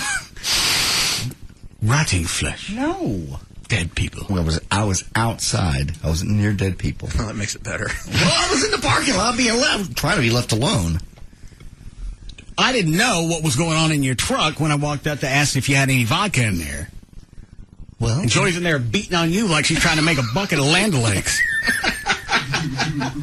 We had a few moments, and I was... Amy and I have a lot of few moments, and I don't spend time making a vat of something, especially after one of our friends died. I was upset about him dying, but that still doesn't make you not horny. Yes, it does. No, it doesn't. Normally, depression is a big erection killer. Well, I wasn't... You know what the worst part is, other than his general... He was having somebody get him off of the parking lot after Brumley's funeral. I was going to add in a disclaimer other than his, all right. Timing. And then he gets pissy with me because I came over to his truck asking for the vodka as if there was some type of expectation of privacy. Well, there is. Privacy. You were coming over to get vodka from me. So I'm doing you a favor, and then you're getting pissy with me because I was having to be getting a hand job? I wasn't getting pissy with you. You were mad because I saw you getting a hand action. Screwed up my nut. And by the way she was doing it, where was this gonna stop? Does she just shoot it on your windshield? You got inside wipers now? No, she has. You know what, JD? He probably does. Yeah, it's over to 4-wheel parts day. Here's what I need. How come? None of your business. No. I need a windshield with a reservoir tip. Can't win this one, no. Yes. Hold on a second. Yes, Rob. Hey, I think I can explain that $350 Okay. on your bill. I'm working telecom, not for AT&T, but a lot of times they'll charge a premium to have a lowered discount or a discounted long distance rate, and if you don't meet that minimum, they charge you to meet that minimum. So if you're paying like $5 to have a discounted long distance rate, you probably only spend about $1.50 in long distance, so they charge you that other $350 to meet the $5. I know I should understand, but I'm not getting it. If you don't pay the $5, they'd probably charge you, I don't know, 10, 15 cents a minute for long distance. But they charge me $350. I basically get what you're saying. Just by having the long distance service in place, there's some type of line charge that they're going to need to charge me, and that would be the $350. But by me not doing anything, how do you tax me not using something? Yeah, it's silly. It's stupid, and that's the big companies for you. I mean, if you didn't pay that $5, your long distance charge per minute would be more expensive. But if you don't use long distance much anyway, you need to get off of that. Just say, hey, I don't need this $5 long distance fee. So I can take that off altogether? Yeah, and they'll say, well, we're going to charge you more per minute, and you say, I don't care. Well, I don't. I always use my cell phone for long distance calls anyway because those are free. Yep. Exactly. All right. Thanks, Rob. Well, there. I can save $30 a year. Oh, wow. What are you going to do with that cash? Stimulate the economy. All right. Anything else before we go? I was just going to mention when you were talking about JD's party in the truck at the Brumley funeral. I was actually at a funeral at that same place a couple of weeks ago. JD out there again? No, but that was the worst thing is since that time and the years since we've talked about it, I can't be in there and properly say goodbye to a friend without thinking of you getting hand action in your truck 4 years prior. You're welcome. Sorry, I didn't realize this was going to create a problem for everybody. You're getting whacked off in a funeral home parking lot. It's not like I was doing it on the casket. You know. Well, thank you. You're welcome. At what point during the service was it that you had that raging hard on? There was no time during the service that I... Was it the Ave Maria that did it for you? No, there was no time particularly. We were sitting in the car waiting for everybody. Was it like that when the casket opened up and you could see him? It's almost like, there it is. No. Unzipping the pants. No, there was just in the car we were waiting and there was some time. Open up the casket. All the air starts hitting him from all the different directions. Like your penis after you've been dry humping for a long time. Next thing I know. You know that feeling? Yeah. Yeah. Oh, after you've been dry humping for a while. Get it out there, finally air. she unzips your pants and it comes out, and then just air hits it from all different directions. Yeah. It's a great moment. I may do it right now. Whose idea was it? Whose idea was what? Oh, it was... I don't know. Obviously, it was yours. Well, clearly. How do you bring that up? When you've been dating somebody for a while, you just take it out. Turn, nod, wink, wink. Well, we got... In fact, we weren't even done, were we? No, it was between the funeral and what they call it, interment. Yeah. We were waiting in line for everybody. For the procession? Yes. And you got off in a procession? It hadn't started moving yet. We were all parked waiting. God, you people act like this doesn't happen all the time. And Joy looks like she's got hummingbird hands. We were in a hurry. We're trying to get things done. And it was so fast at a certain point, you don't see her hands moving. She's good. What, Trey? What was going to happen at the moment of... She had handy webs. Oh. She has a kid. What? Oh, my God. Does her kid off in the car? Russell! She keeps the wives mainly for road trips and such. Dan! Can we pull over? No, Jack in the car like your brother. Stop it! Remember the good old days, you play slug bug. What happened in the old days where we could stop at Stuckey's and I could off there? I feel sick to my stomach. All right, we could probably go now. Lord Jesus. All right. We'll put the cannon thing off till tomorrow. You got another day off, Chloe. You laughing at, Trey? No. Can we do like a reenactment or something? Yeah, how does that actually work? Because there's really like unsolved mysteries at this point. What is befuddling you? Well, how does this work? Does she already have the handy wipe out, or Yeah, she get ready to pull it out? Handy wipe out, and when things are finished, it's there. She cleans up. Is this hang really on. a big deal? Is this cleaning up, or is it catching it? A little bit of both. So you have procedures in place.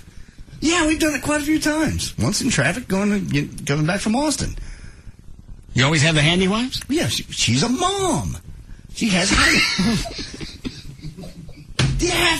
You got kids, you have to have handy wipes. Can we stop?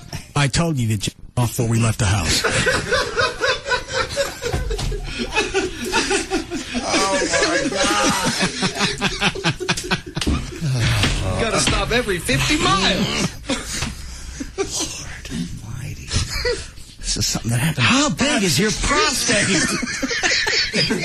Here, just go with this bottle. Yeah, off in the Snapple bottle.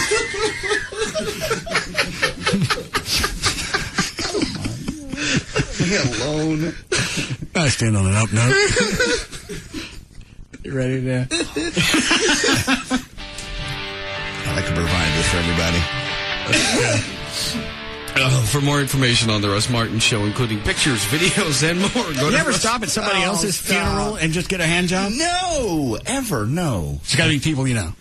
Well, yeah, I normally go to funerals for people I know. Well, I don't know if you just see a procession coming down the road, you hop in for it. Doesn't make me horny. We were just there waiting for the procession to start. God, let it go.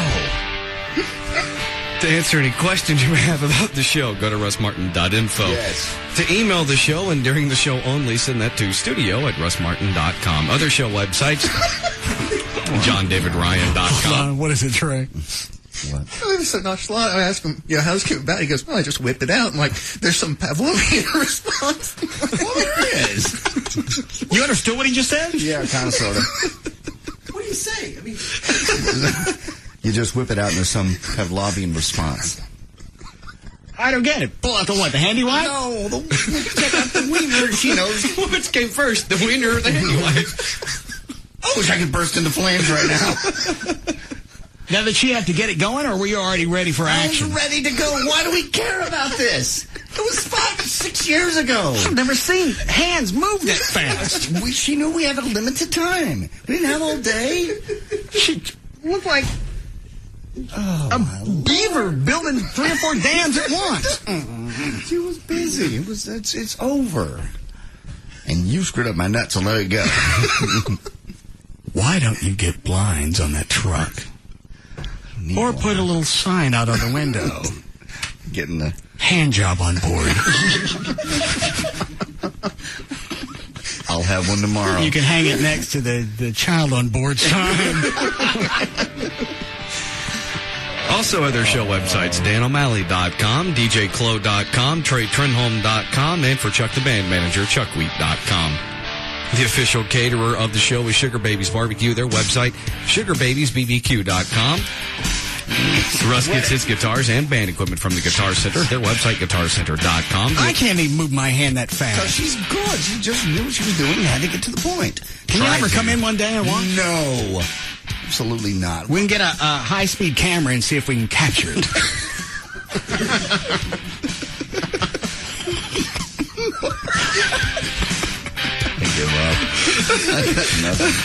The official liquor store of the show is Majestic Fine Wine and Spirits. Their website, majesticliquors.com. And the official site for Live 105.3 is live1053.com. Oh, God. Capture it. All right, we'll see you guys tomorrow.